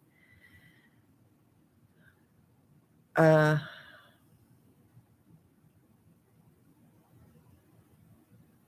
I sent you an invite to that Witchy Ways group where there's other witches you can talk to on Messenger. Man, I don't know. Honestly, you would not believe. By the way, you who are watching me, I got another Facebook page. Uh, it's just Adara Crone, ADRACRONE, um, specifically for witches. Um, in all honesty, some of my family, I mean, I don't. They know what I am, and I don't hide it. And if they don't want to talk to me because of that, that's okay too. I'm way too old um, to hide who I am, and I'm not ashamed of who I am. So, but I did start one over there, not for that reason, but because of a game I play, believe it or not. I had to create another profile. I say, but there's a lot of witches that are finding me, and my messenger is nonstop. I have nonstop questions on there. I try to answer as many as I can, but I cannot sit here for hours, doing that. And then go into my email um, to answer the ones for here for this channel. Uh, bro, be careful about those message boards. Mundanes are good at pretending. Oh, I know. But I have little ways of catching them. I may mention just one word in a whole sentence, and if they carry on talking about it, then I know they're not real because that word would mean something if they were. I'm good at trapping people. It's my group, and I know the people that are in there. Oh, I didn't even know you had a group, or you mean you're a group you're in? Actually, it was a group that Phoenix started and then handed it over to me, so it's all people that know. Oh, okay. That's why I invited Adora to join the group, so she'd have other. Oh, Adora. That is what I would refer to as a coven. That's what they call them, John. They call them online covens. Uh, I kind of miss having a coven, not for any reason, but just I like the camaraderie. I like getting together with them in person, and just talking. You can see each other, you can. It was more like company, camaraderie than who's being bossy or not. A Nexian exists for ceremonial magic in the real world. Oh, yeah? But for an entirely different system. Okay, Lady Blumble. Huh, John Doe. See, you're teaching me all kinds of stuff, dude.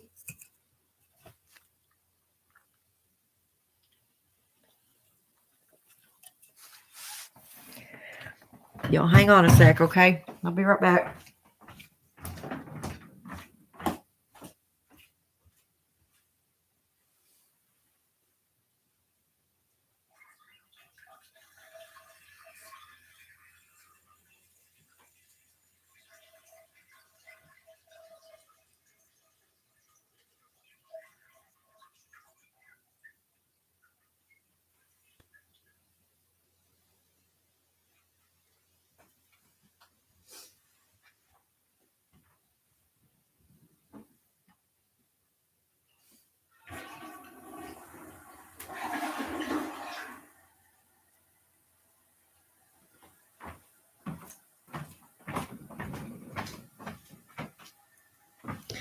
I don't know, guys. Soul stitching. You can get on group chats like what you and I know. Yeah.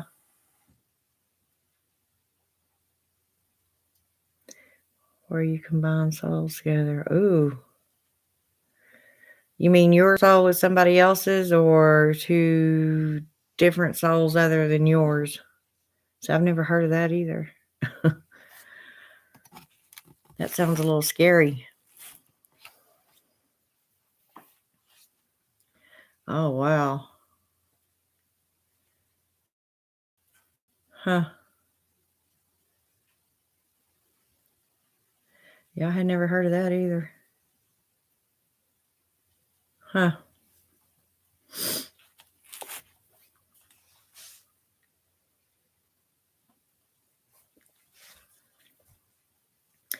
Wow, guys, I've been on here almost 2 hours.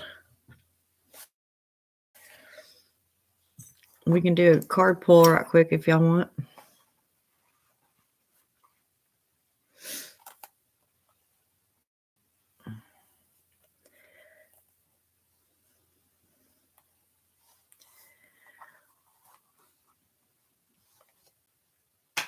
I don't know. I've been feeling pretty good now. Here in the last, couple of months, I guess. Card pulls. Do you want me to do a card pull for you?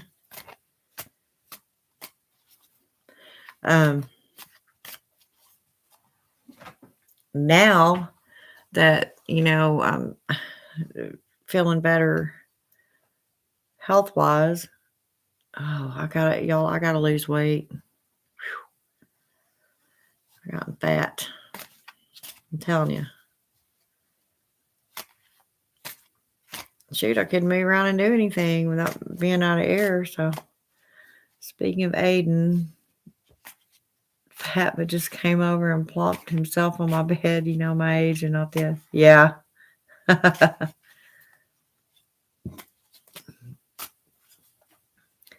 Sounds interesting. I'm going to have to do research on that. Ask John there if there's a website, a book, somebody else on YouTube that might teach it. I don't know.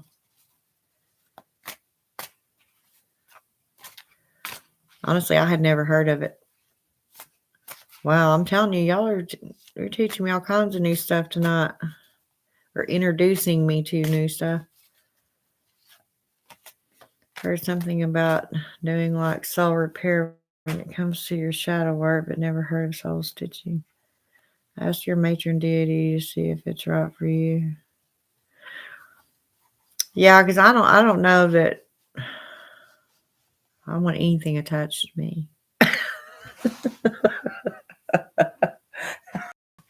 I told y'all I'm crazy. Say, get off of me.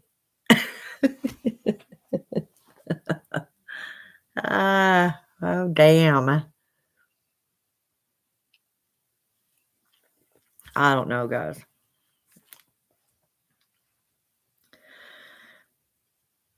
Okay, so if you want to repair a soul, the best way is to project wholesome energy.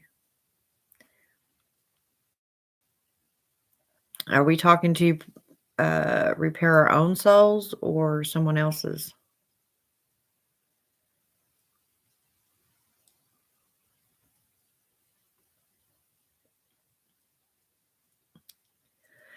I mean, doing repair on your and it comes to shower.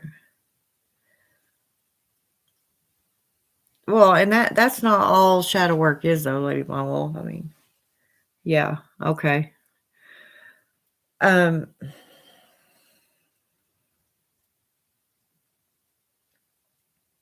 shadow work is for healing, forgiving yourself. It's all about yourself and how you can become a better person or forgiving yourself for something you may have done that you haven't forgiven yourself for yet.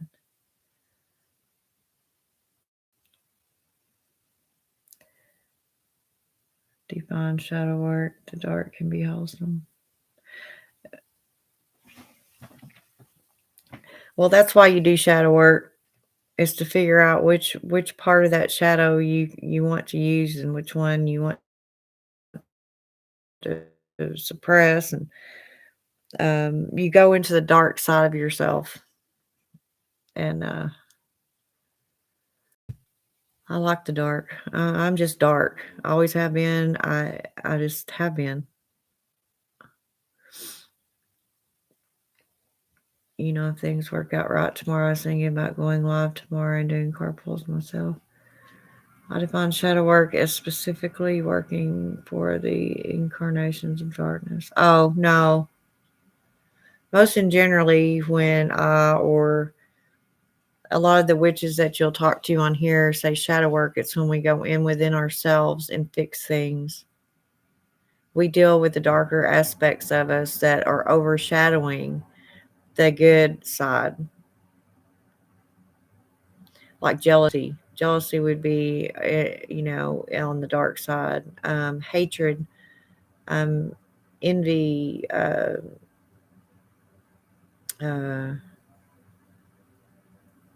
you know, emotions like that that overrule the side that you actually want to put out. In layman's terms, just trying to be a better human being. You know, it's like you get rid of all the hatefulness, or past trauma. When you carry trauma around with you, uh, it's going to affect your life. So you go in, you do your shadow work, you deal with it, you face it head on, and then get rid of it, or replace it with something else that takes that void up, so it doesn't have any place to go anymore. Unfortunately, as with anything else, there's an opposite. So with your good energy, there's bad energies. It's just something that we are going to deal with forever. It's there, or I don't even like to say bad. I like to say not so good or something that's not so um, compatible with you. I believe the difference between shadow works and working with a light to be a false dichotomy. They are in the same. Yeah, it could be. Good exists in the dark and evil exists in the light. Oh, yeah.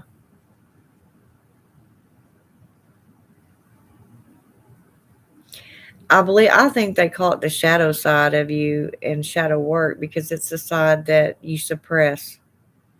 It's the side that you put over there in the dark, and try not to think about, or you uh, things that you're not so proud of, and bad memories, and what have you.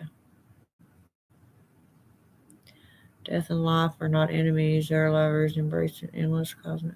Oh, that was a pretty saying.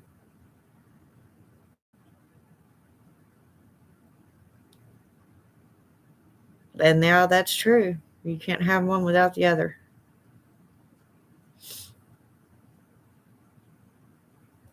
Embrace an endless cosmic vault. I often, as you get older, and have a lot of time on your hands, uh, you think a lot, and it's about your life, where you are at this, stage of your life, and I just had to learn not to be so hard on myself, because man, am I ever, y'all. I am horrible. I pick myself apart, kick myself. I'm really hard on me. Um, I have to learn to stop doing that. Things are what they are, and what we're given, we have to deal with. So everything you can look at can be a learning process. Like right now, I'm having to work on patience. I've never really had a whole lot of patience. Um, I'm a no nonsense kind of gal, and if somebody tells me something, I want to be able to believe them. I want to be able to trust people. I'm just kind of real to the point type person. And here in the last couple of years, I've had to sit down and just shut my mouth and be quiet and learn. Because I didn't have a choice. It's like, okay, I feel like, Hecate said, all right, she's not listening. So this is what I'm going to have to do to get her to be still, because she's all over the place and she's not listening to me. So now the perspective of shadow work is derived from the works of Carl Jung in the science of psychology. My perspective comes from the metaphysics of Heraclitus, the pre-Socratic philosopher. Yeah. Well, and it's like with anything else, John, and also Diogenes. Yeah. Um, it's like anything else. Everybody deals with things in ways that they know how to, you know. I mean, one person's way isn't always right for another, and um, that's why there's so many different theories and paths. And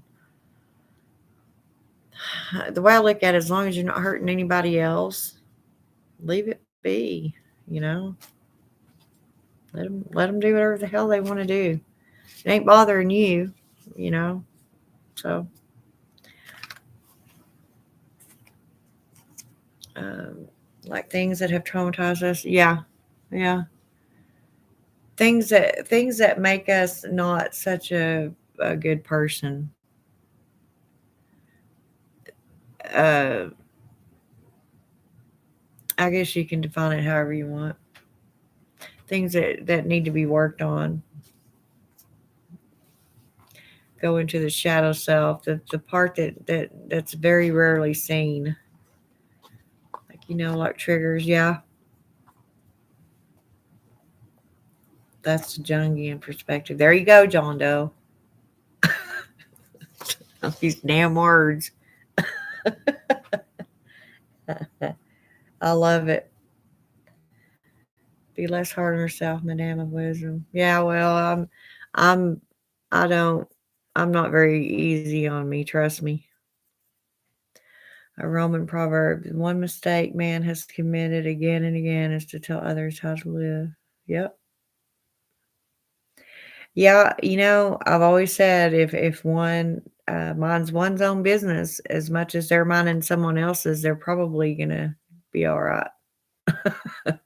Mind your own. Don't worry about what I'm doing over here in my lane. Just stay in yours.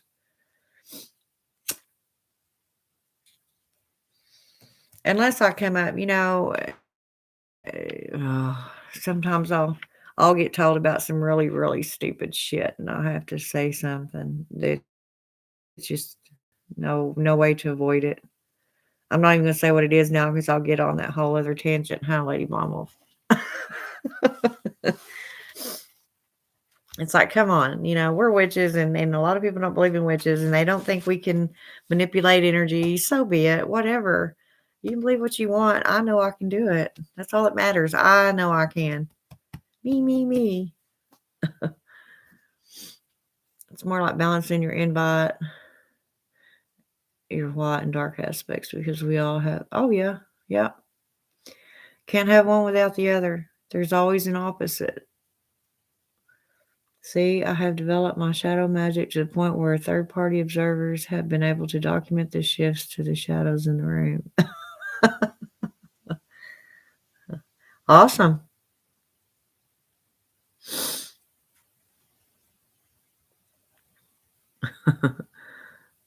Well, John Doe, it's really nice to meet you, and I'm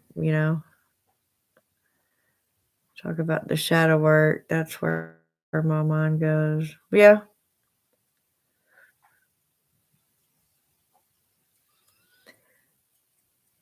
Yeah, and you're on a kind of a different path than we are, so or that Lady Blind Wolf and I are. I mean, there's other people on here watching, so I don't know where they're. Well, I hope you keep coming to the streams. I like what you have to say. I mean, there a lot of it I have never heard of, but that's what it's all about. Learning, and even I am not too old to learn. You know, I'm as old as dirt. Not quite, but close.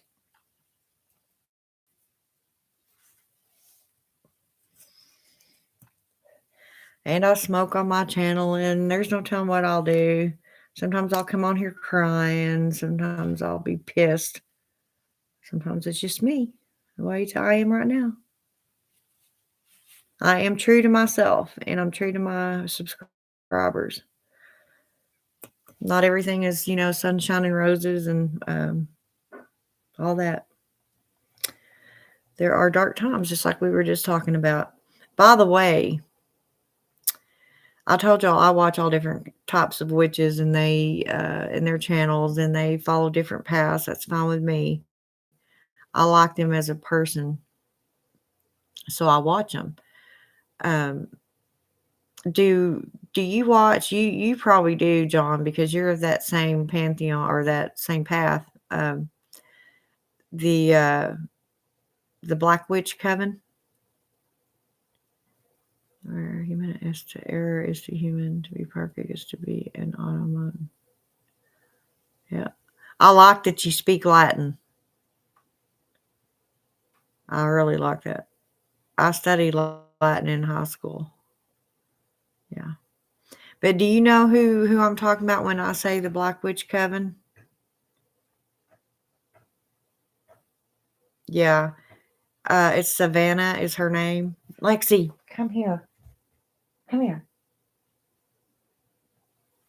My little black cat's back there trying to get in a door. Um, she hasn't done a video in a long time, is why I was asking about her. If she's okay? Did something happen? I mean, it's been a very long time. So I was just wondering if anybody knew if something had happened to her. She usually done at least one a week, and then she got down to, you don't know her, you have never watched that channel.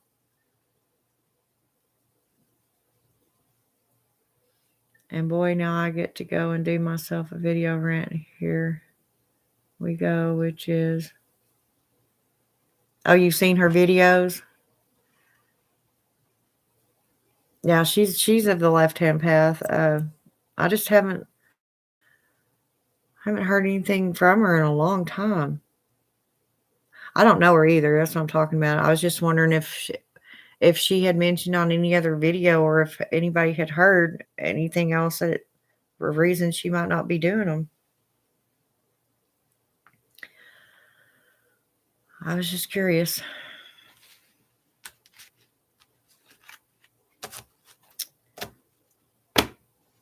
Today is Sunday. I think my kids are going to come over this afternoon for a little while, and I don't know. Do a card pull. Let's find out about what for you. Are you talking about for her?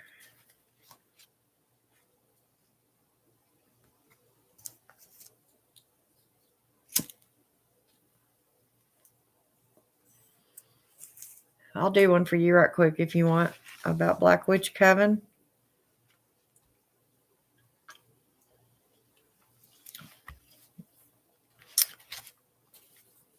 I don't know. Intuition's telling me something. I'm not going to say what it is because I'm just not, but my intuition is telling me something.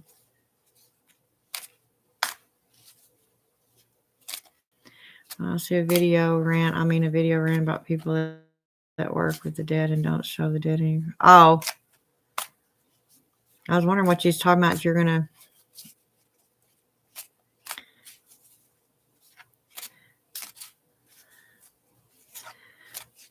All right, John Doe, I'm going to pull some cards for you, and then Lady Blonde Wolf, I'll do yours. I don't know who else is here.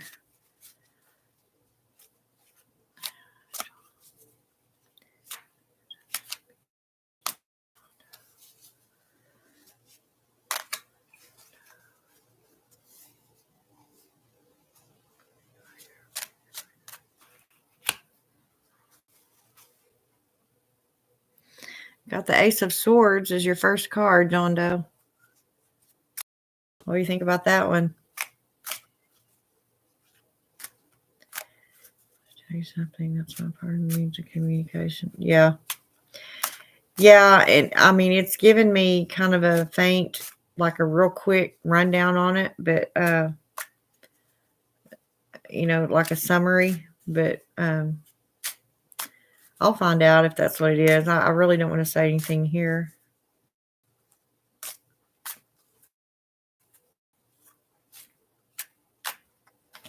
Oh, threw that one at me. Let's not take those. Wow. Hey, John, Ace of Swords. If it's this Celtic cross, a man with a challenge, or the beginning of a trip, a new journey, to movement. Guess what the second one was? It's all beginnings so far. A Page of Cups. Emotions. Have you started a new relationship? Are you wanting to start a new relationship? Could it be our relationship between witches? Who knows? Phoenix says, but she's in and out because that's the whole new thing going on. Okay. All right, let's see here.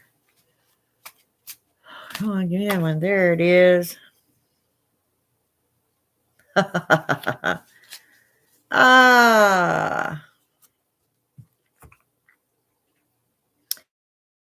If this is an irony, you guys, and if my goddess is not here, I don't know what else to tell you.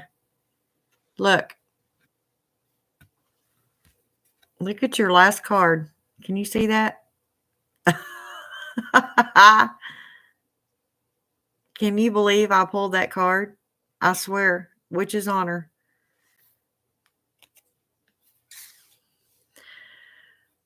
So you've been doing some kind of work. You're fixing, you're doing, you're dealing with some stuff. I've hit the final part of my preparations to begin my journey. Spot on. Yep. You seen this card, right?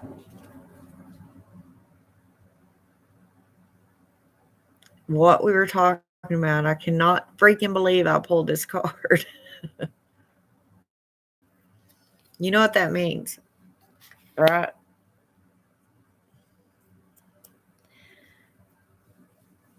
You've already done all that. You just said. So that's awesome.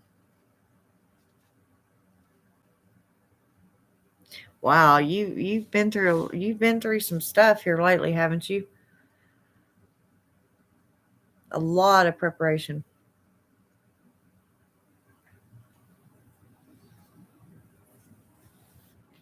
All right, let's see. I got to do one more for you. I'm gonna pull one more card. Mention this conversation was destiny. Yep. Let's see. What's gonna happen with John Doe here? That's what he says he is the messenger. Whoa, whoa, whoa! Almost. Did thought about it.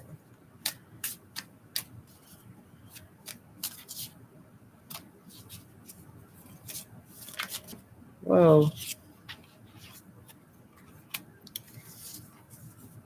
Well, here you go. Hey, Carla Astrology. Nice to meet you. Well, I think everybody was just about to leave, sweetie. Been on here for almost 2.5 hours.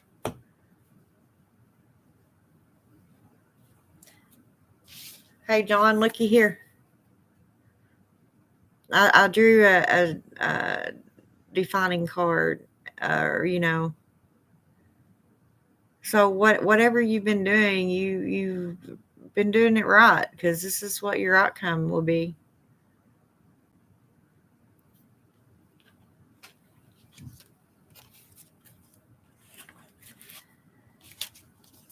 What I'd like to know is what can I do to better connect myself with her? Okay, if she isn't. Okay, let me see here.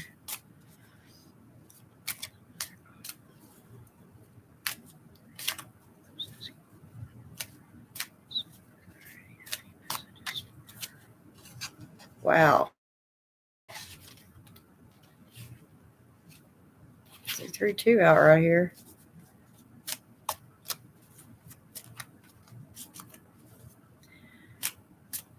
Okay, this right here, Lady Blind Wolf, your karma card. And I think because of what it's been going on with you, the people that are responsible for what's going on with you are probably going to get it. It's in the works. She's telling you. She sees. She sees everything that's happened.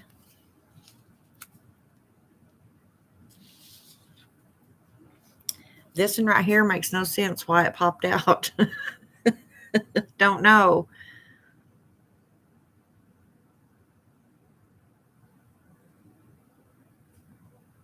Do you? Unless it's just her saying she's there, she sees you, she loves you. I don't know. I don't get it.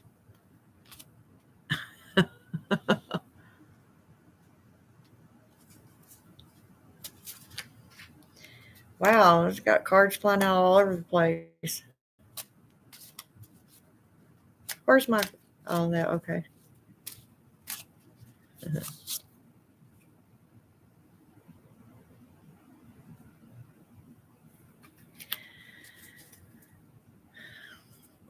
Lady Blonde Wolf.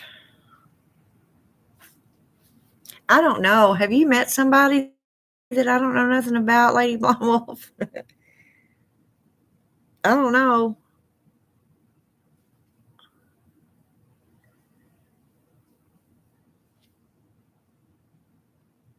That's pretty strange.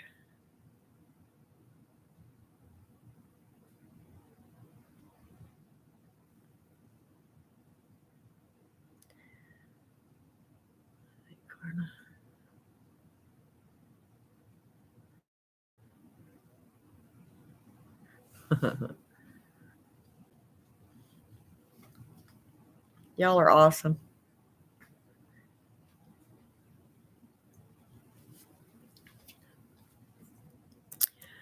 I'll tell y'all what, all this time that I couldn't get on my computer, I was lost without being able to talk to you guys.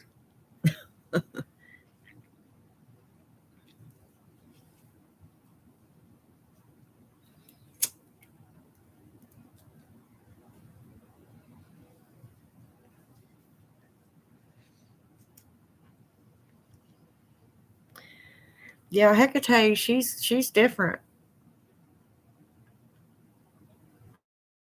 She's not. She's loving, but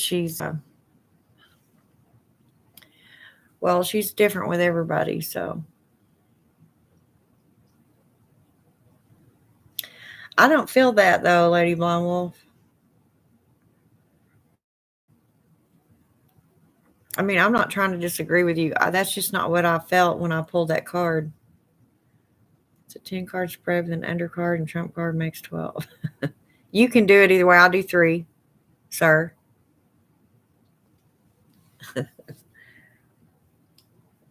I could go through the whole stinking deck and make every card, apply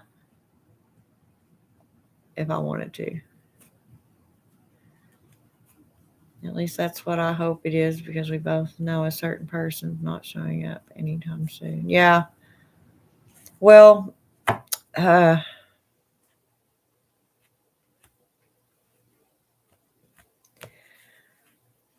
I know you don't see it right now, and I've told you it's hard for me to read for you because I know your situation. So, I'm trying to think, just forget what I know and go just by the cards, but this doesn't make any sense to me.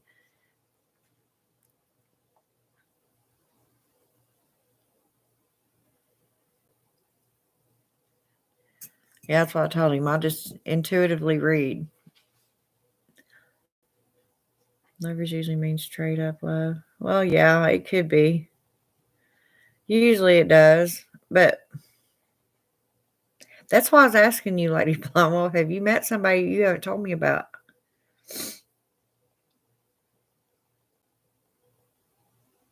Because all this right here, it's like you're deserving of this person coming into your life, and you're going to be awesome because of it.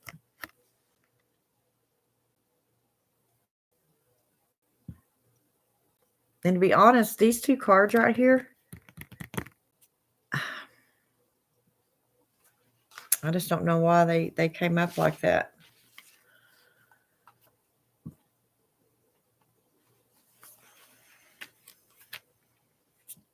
I don't know. You going to do a spread for me? Or are you going to do, what are you doing, John? You could be conflicted. Yeah. Well, that was that certain person we've been about. That's what I thought about, but we both know he ghosted my blonde ass. uh,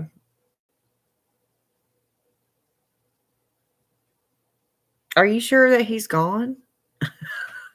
I don't know. I'm just feeling. I don't think he's gone. I think.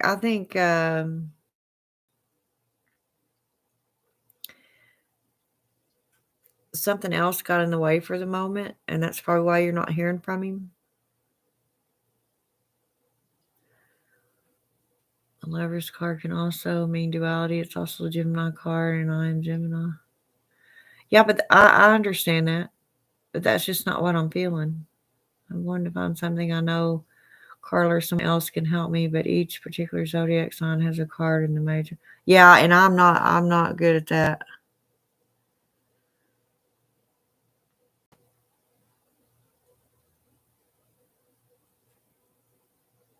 Yeah, Carla, you can help us all out around here time to time. I got a really good reading from my lady though. Any Virgos are gonna have a blast for the next 3 or 4 months. It's in the stars. Okay, John, so you gonna do a reading for me? Is that what you're saying? Awesome.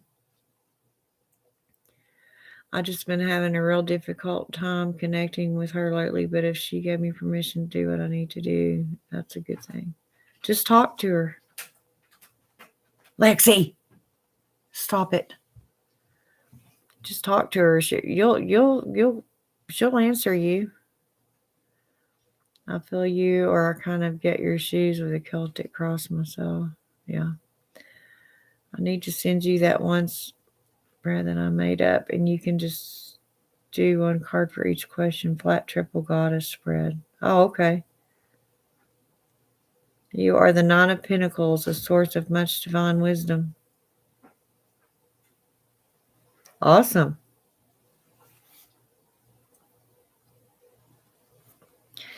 Sometimes I don't feel so divine. Telling you. I'll Google that and send you that, but Lover is just a Gemini card, though, too. Okay, well, see, I didn't know that. You're crossed by the Four of Swords. Your main obstacle is stagnation. Boy, that is correct. Yep. I'm stuck in one spot, stagnating, and I don't know which way to go. Yeah, that is very true. And I was just kind of put here, you know. I mean, I didn't do it on purpose. It just happened to be that way. Hangman is on your right. You face much of the not knowing what to do. Yep, that's just what I just said, huh?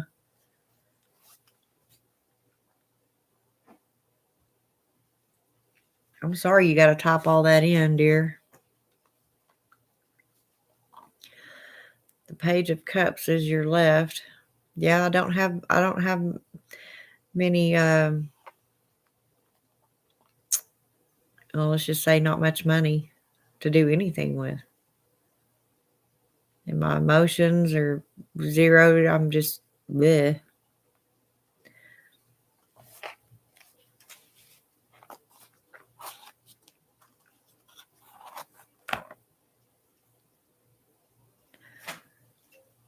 But yep, it's right down my alley, I'm telling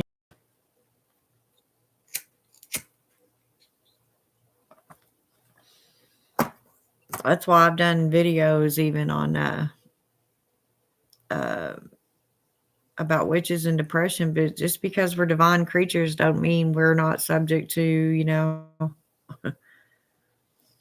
what you lack in money, you have in other ways. It denotes a person who holds much responsibility. The Six of Cups above you, the Devil below you. Well, so it is a learning thing, isn't it? I'm being taught something, but yet my protection's all around me too.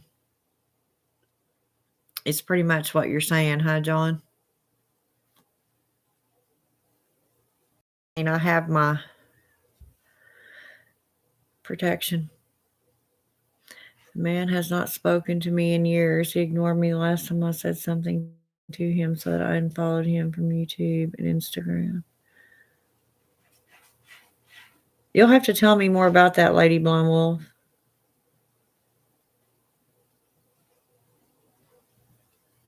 Because honestly, I'm not remembering. Your friends and companions are what bring you the most joy, family and others, such wholesome pursuits. You are correct. Yep. There's very few left in my family, you know. What gets you down is I'm getting self-doubt on this one.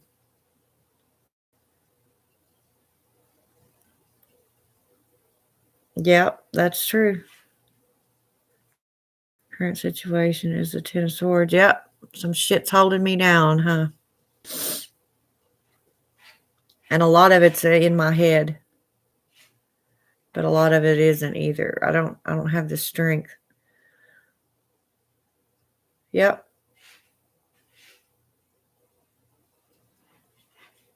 That's true. Not too long ago. Near future is the Eight of Pentacles. So it's gonna get better. I just gotta, you know. I don't know, it hit me pretty hard. I've just had my run of bad luck in the last 2 years. That's all I can say about it. Just everything went away. including my health. But it's all coming back now.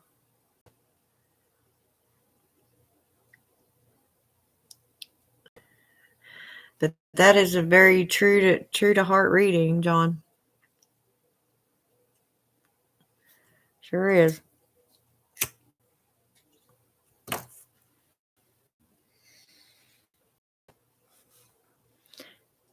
Yeah, that's what I was saying. It seems like, distant future, Nine of Swords. Well, it's one less sword. That's a good way to look at it. I had the 10 on me. Now I'm just going to have 9. So it's getting better.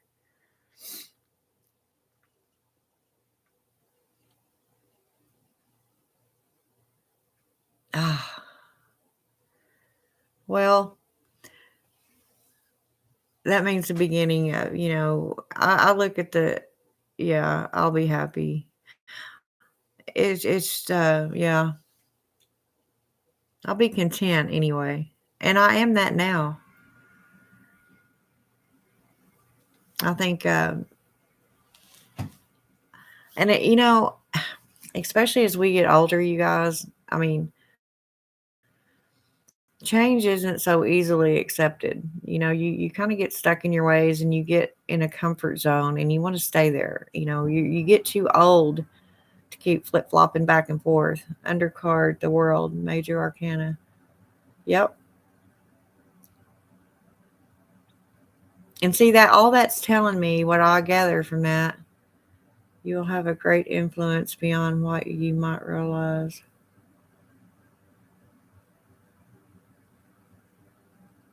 Awesome. Happy and wise is a great combination, worth going through tough times. That's right, Carla. And I'm telling y'all, I have definitely been through them. Just in the last 2 years. Trump card, the star. See, that's an awesome reading. That's hopeful. I was already feeling, the change. Just the air around me was changing, and that just confirms everything I was hoping for anyway. You have led a life guided by a dark goddess, a current of magic and divinity defines the reading. Yep. Hecate. She's been with me since I was a little girl. I actually seen her when I was a little girl. Didn't know who she was at that time, but I seen her. The only time I've ever physically seen her.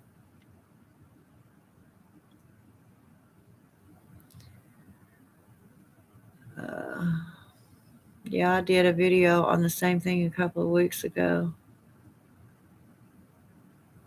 I'm pretty sure I watched that, Lady Blonde Wolf. I mean, I go back through and make sure I catch up on your videos.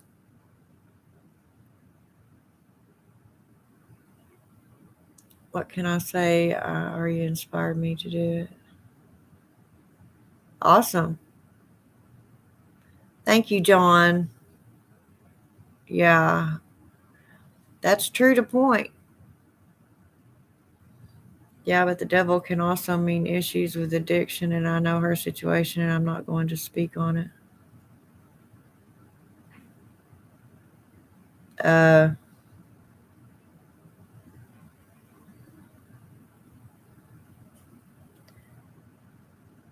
devil can also mean issue. Oh, okay. It took me a minute to think. So I'm not addicted to nothing. I know what you're talking about, Lady Bumble. Well, I am. These right here. And caffeine.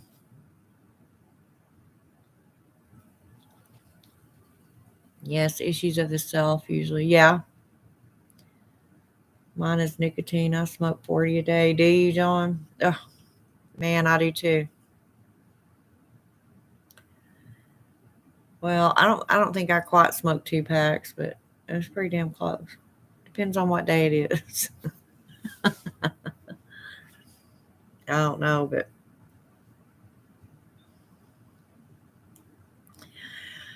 But you're right, John. I mean that is a perfect reading and to the point accurate for me because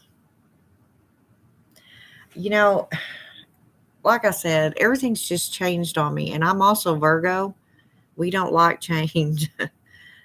We want things in order. We want things neat, tidy, including our lives, from our lives down to our panty drawers. Um, it's just how Virgo is, and my life has been completely turned upside down here lately, and I didn't know which way to go.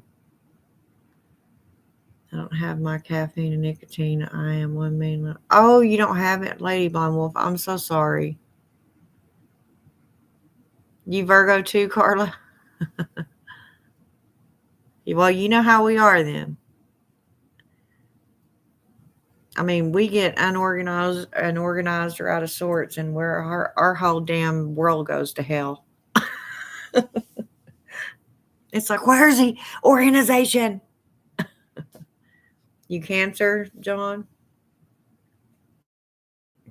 Yeah, yeah, absolutely.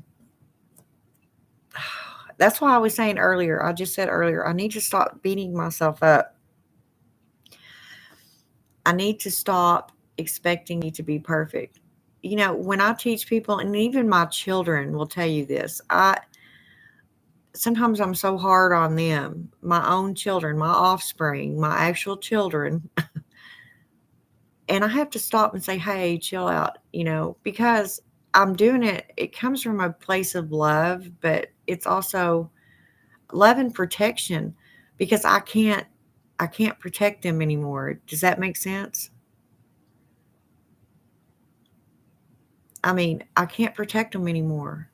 And so I get really upset when they do things that are going to hurt themselves and then warn them about and been on them about. And I don't know.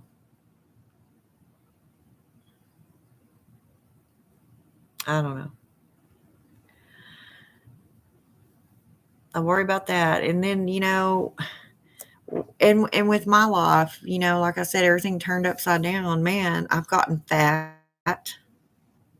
You guys, I've never been fat in my life. I wasn't even fat when I was 9 months pregnant. I weighed 139 pounds when I had both of my children. 9 months healthy, pregnant. And now I am fat, fat, and I don't like it. But my health got so bad that I couldn't get up and exercise and walk around because I didn't have any freaking air. We do, don't we? We just sit around and freaking worry.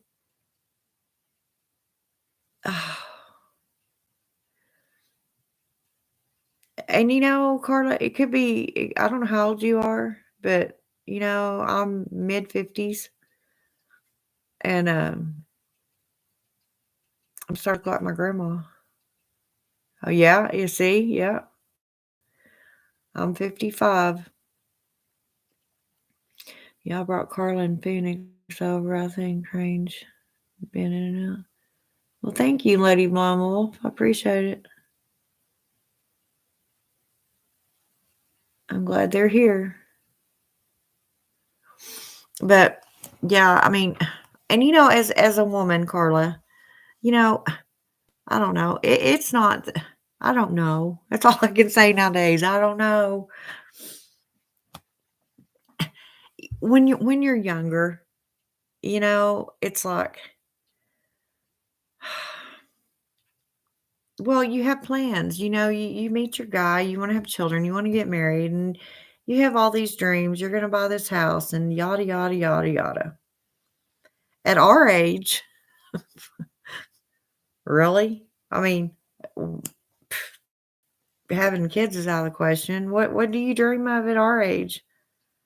A comfy coffin? That sounds horrible. I am so sorry. But I mean, I don't know how to put how I feel, so I laugh about it. it just feels like, where do we go from here? Where do we go from here?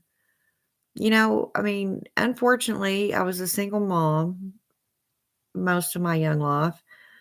There wasn't, I didn't have much money. I started out as a nurse's aide, making $3.35 an hour. Now, you tell me how I paid bills and rent on that. Of course, things weren't as high as they are now, granted, but still, when you have a child to take care of, it got pretty rough.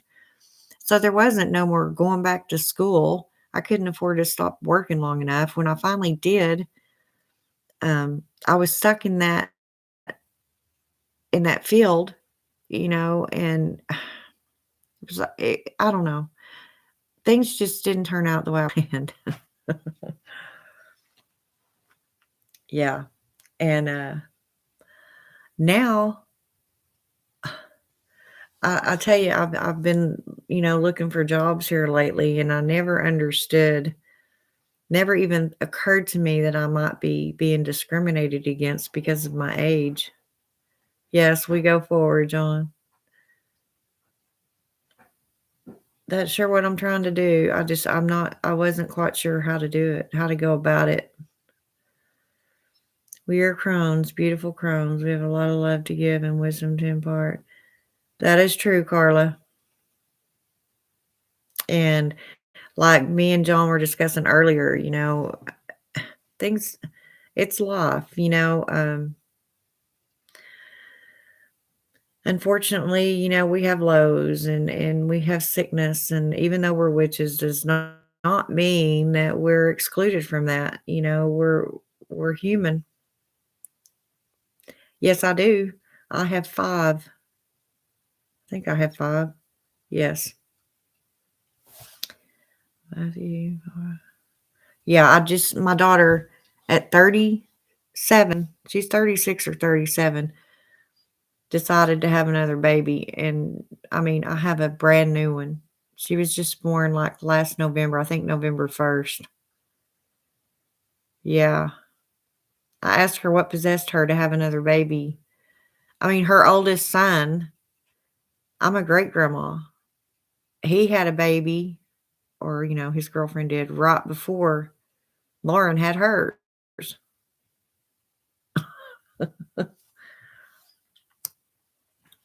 Talk of children stresses me out. Population collapse is real. John.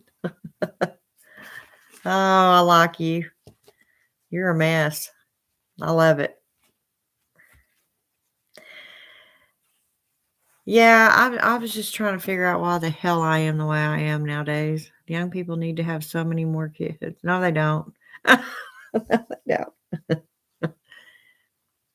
Young people need to have so many more kids, my ass.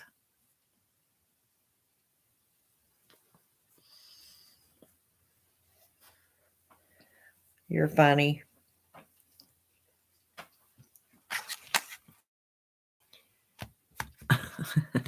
Car- Oh, I have another friend, Carla, that comes on here. She's our age too. And but she goes to bed with like normal people.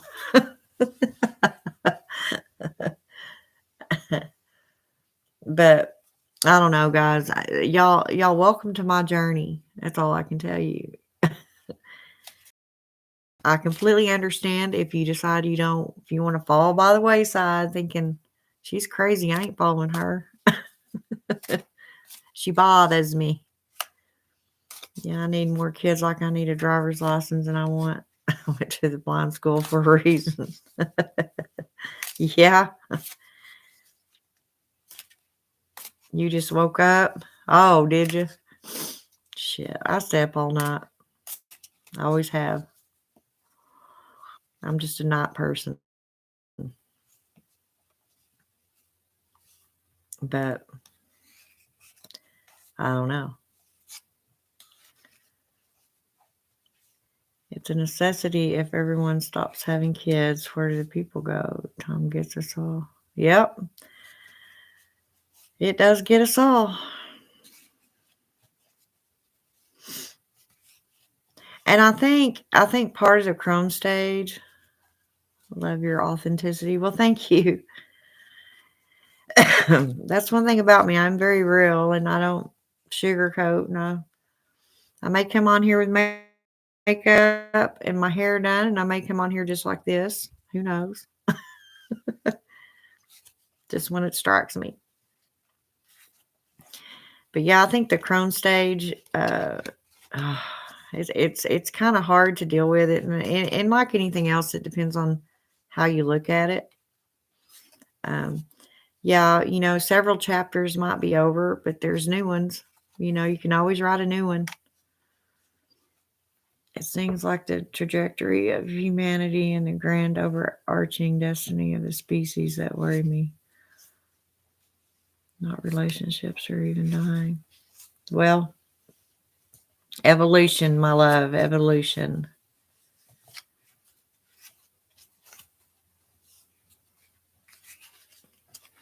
Oh, I had to, and I was done. 26, 20. Yeah, me too. Had a girl and a boy. That's what I wanted, and that's what I got, and then I quit. Nope, that menopause train wagon done ran my blind butt over, and praise be that. Well, that's what I'm saying, but with menopause comes a whole new life. It's not just that stops. Everything stops.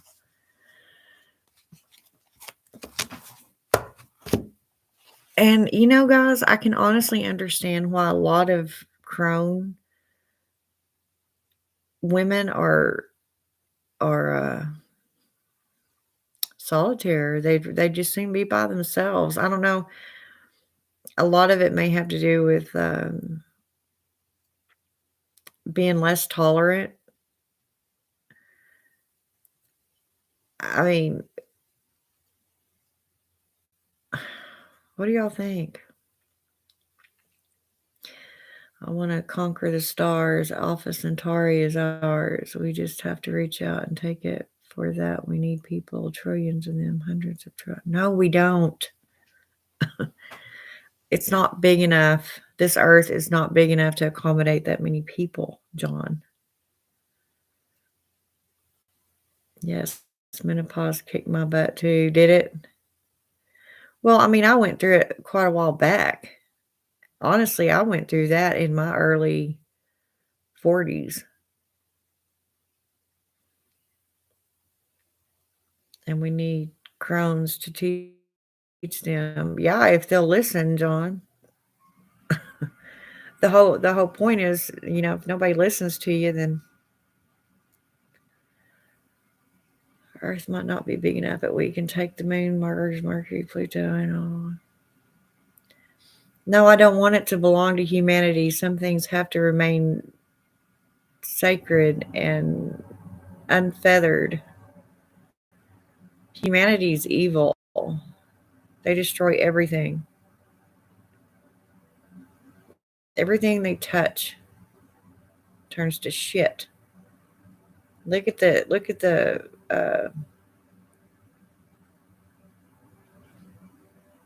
condition our world's in. Yeah. Give us another world so we can destroy it too. What the hell? Foreplay. I'm in the tail end of it now, I think. Well, does it ever really go away? I mean, yes, well, we stopped that one thing, but your whole mindset changes. Did yours?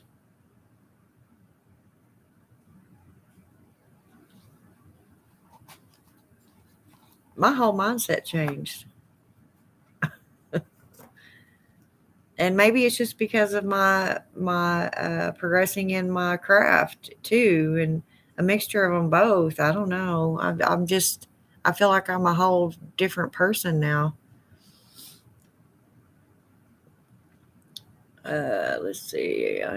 Oh yeah, I'm less tolerant. All like I don't have time for these. Yeah, nitwits. They're so dumb. Their idea for players a handful of flyer to make it easier for them to find the. Oh my god. Yeah, foreplay.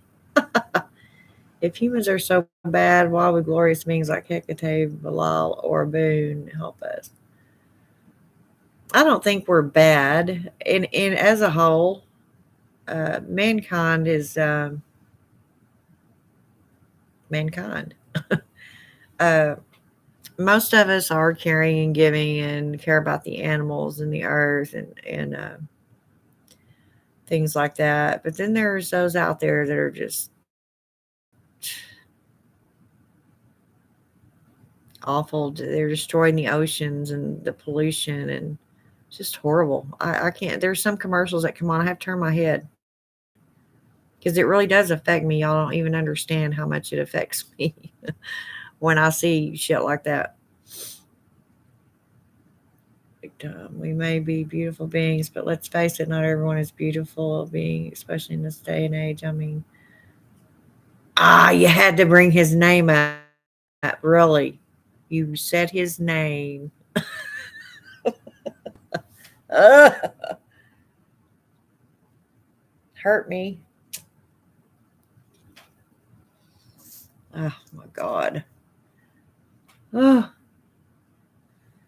I'm more accepting of what I can't change and definitely less tolerable of drama. Me too, Carla. I mean, I think that would be I guess that would be a good way to describe the stage I'm at now is just acceptance. But see, I've always been a warrior and I have trouble distinguishing acceptance for giving up. If I'm accepting something, then I'm giving up on, you know, see how I am? It's no wonder I drive myself crazy. I'm always second guessing me. Damn Virgos. Sorry about that. And then we were on Messenger talking about drama lovers. Same, I agree. That is a battle. I'll take the Cave Johnson approach to life when life gives you lemons. Yeah, yeah, I understand. I mean, I know all the sayings and the metaphors and the similes and the adjectives. And I'll tell y'all what it made me even more upset is I am not an ignorant person. I'm not stupid. I'm not even naive. And I know how do I put this? I know how to deal with it. I think a lot of my fight is gone. You see what I'm saying? Get mad, throw those lemons back in life's face. I don't want your lemons. Yep. Well, I'll be honest with y'all.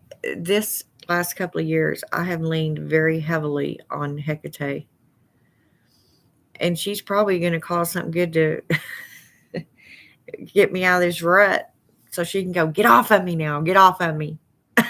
I'm tired of you leaning on me. You've been laying on me for 2 years.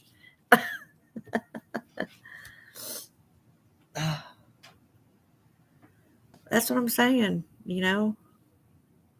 Everybody thinks just because we're witches, we have the answers to everything and there's a spell for everything. Not true. Not true. Nothing can be more far from the truth. We go through shit too. And Barrios is my patron. He made my life living hell to make me change myself. I love him for it. Yeah. And I understand. It's like a parent. When you punish your children or you ground them, punishment's kind of a harsh word, but that is what it's called. It's to try to teach them something you want them to learn, something that you think will be valuable to them in their later in their lives. And whether it be just following directions, following orders, I said don't do it, don't do it. Whatever. You're forming like a little piece of clay. You're forming that little individual the best way you know how.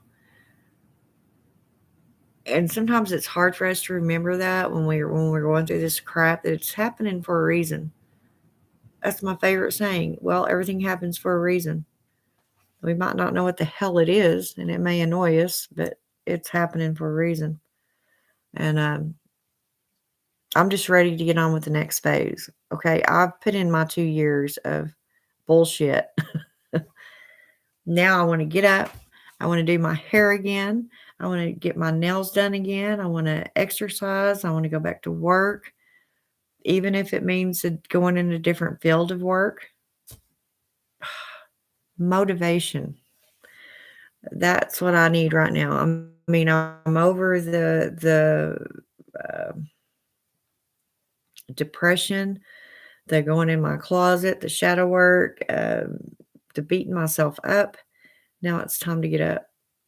It's time to get the hell up and continue on with my journey. I've rested long enough. And I just truly, really appreciate you guys. My channel's not very big, and I don't have to be. I didn't start a YouTube channel to become one of these big paid YouTubers.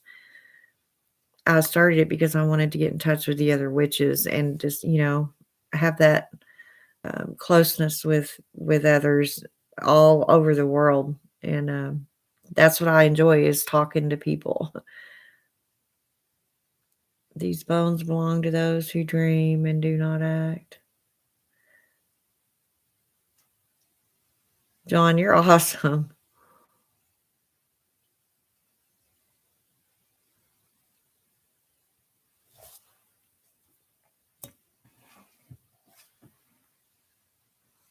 Yep. Fortuna Lavat. A dentist, Fortuna Lavat. Virgil.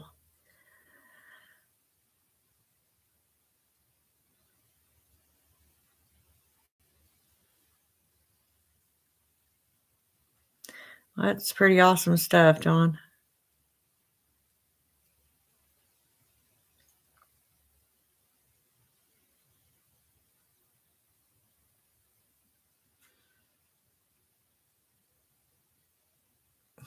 Alexander the Great. Well, without fear, it'd be catastrophe. Or at least without hesitance. You don't have to have necessarily fear, but you do need hesitance. Thought provoking hesitance.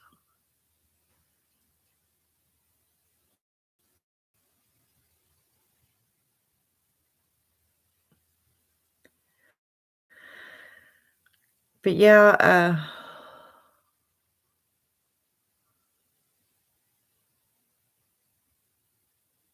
that is very true. That's what I was exactly saying a second ago. It's my head that is just chitter chattering in there all the time.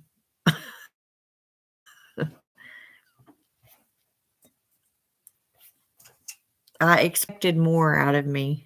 You know what I'm saying? I expected more out of me.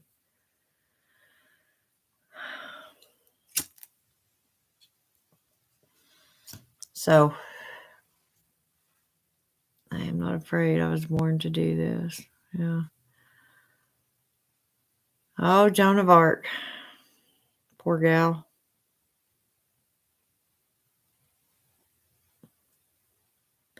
I don't know. I guess I better get off here, you guys. I've been on here for over 3 hours now. I've so enjoyed it, though. And Carl and John, y'all are new, and I really enjoyed y'all being here. I hope you come back. And um, I can't remember the other lady's name. Where'd she go? Where'd she go? Where'd she go? Well, I'm trying to find her name. Oh, Phoenix Fire. She popped in here for a minute, was listening. I'm thankful for you guys. I really am.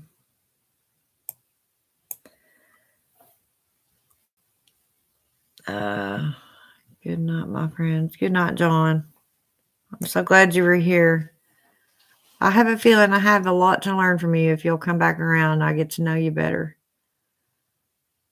I can learn a few things from you. So glad. Me too, Carla. Sorry I'm listening. I just got distracted for a second. I was looking. It's fine. Good morning. Good morning. We've talked the whole night through. Yep. Good, Carla. That idiot I mentioned before has his Twitter back, and now he's got an Instagram page. Didn't they throw him off of YouTube? Or good morning to you and you. Good night, and I hope everyone. You too, Carla. So glad you were here, sweetie. I'd stay on here and talk forever, but gosh, I'm sure everybody wants to go to bed. It's not like I have anything to do.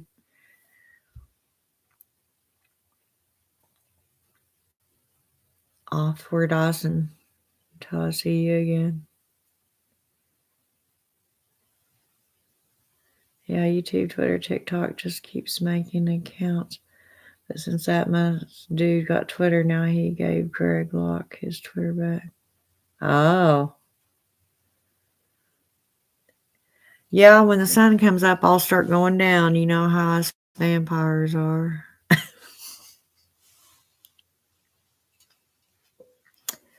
I'm a night owl, huh?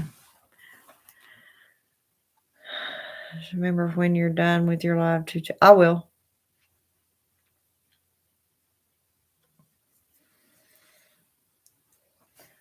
All right, guys. I love y'all so much, and thank you. And I hope I see you again. I will talk to you another time. Bye-bye.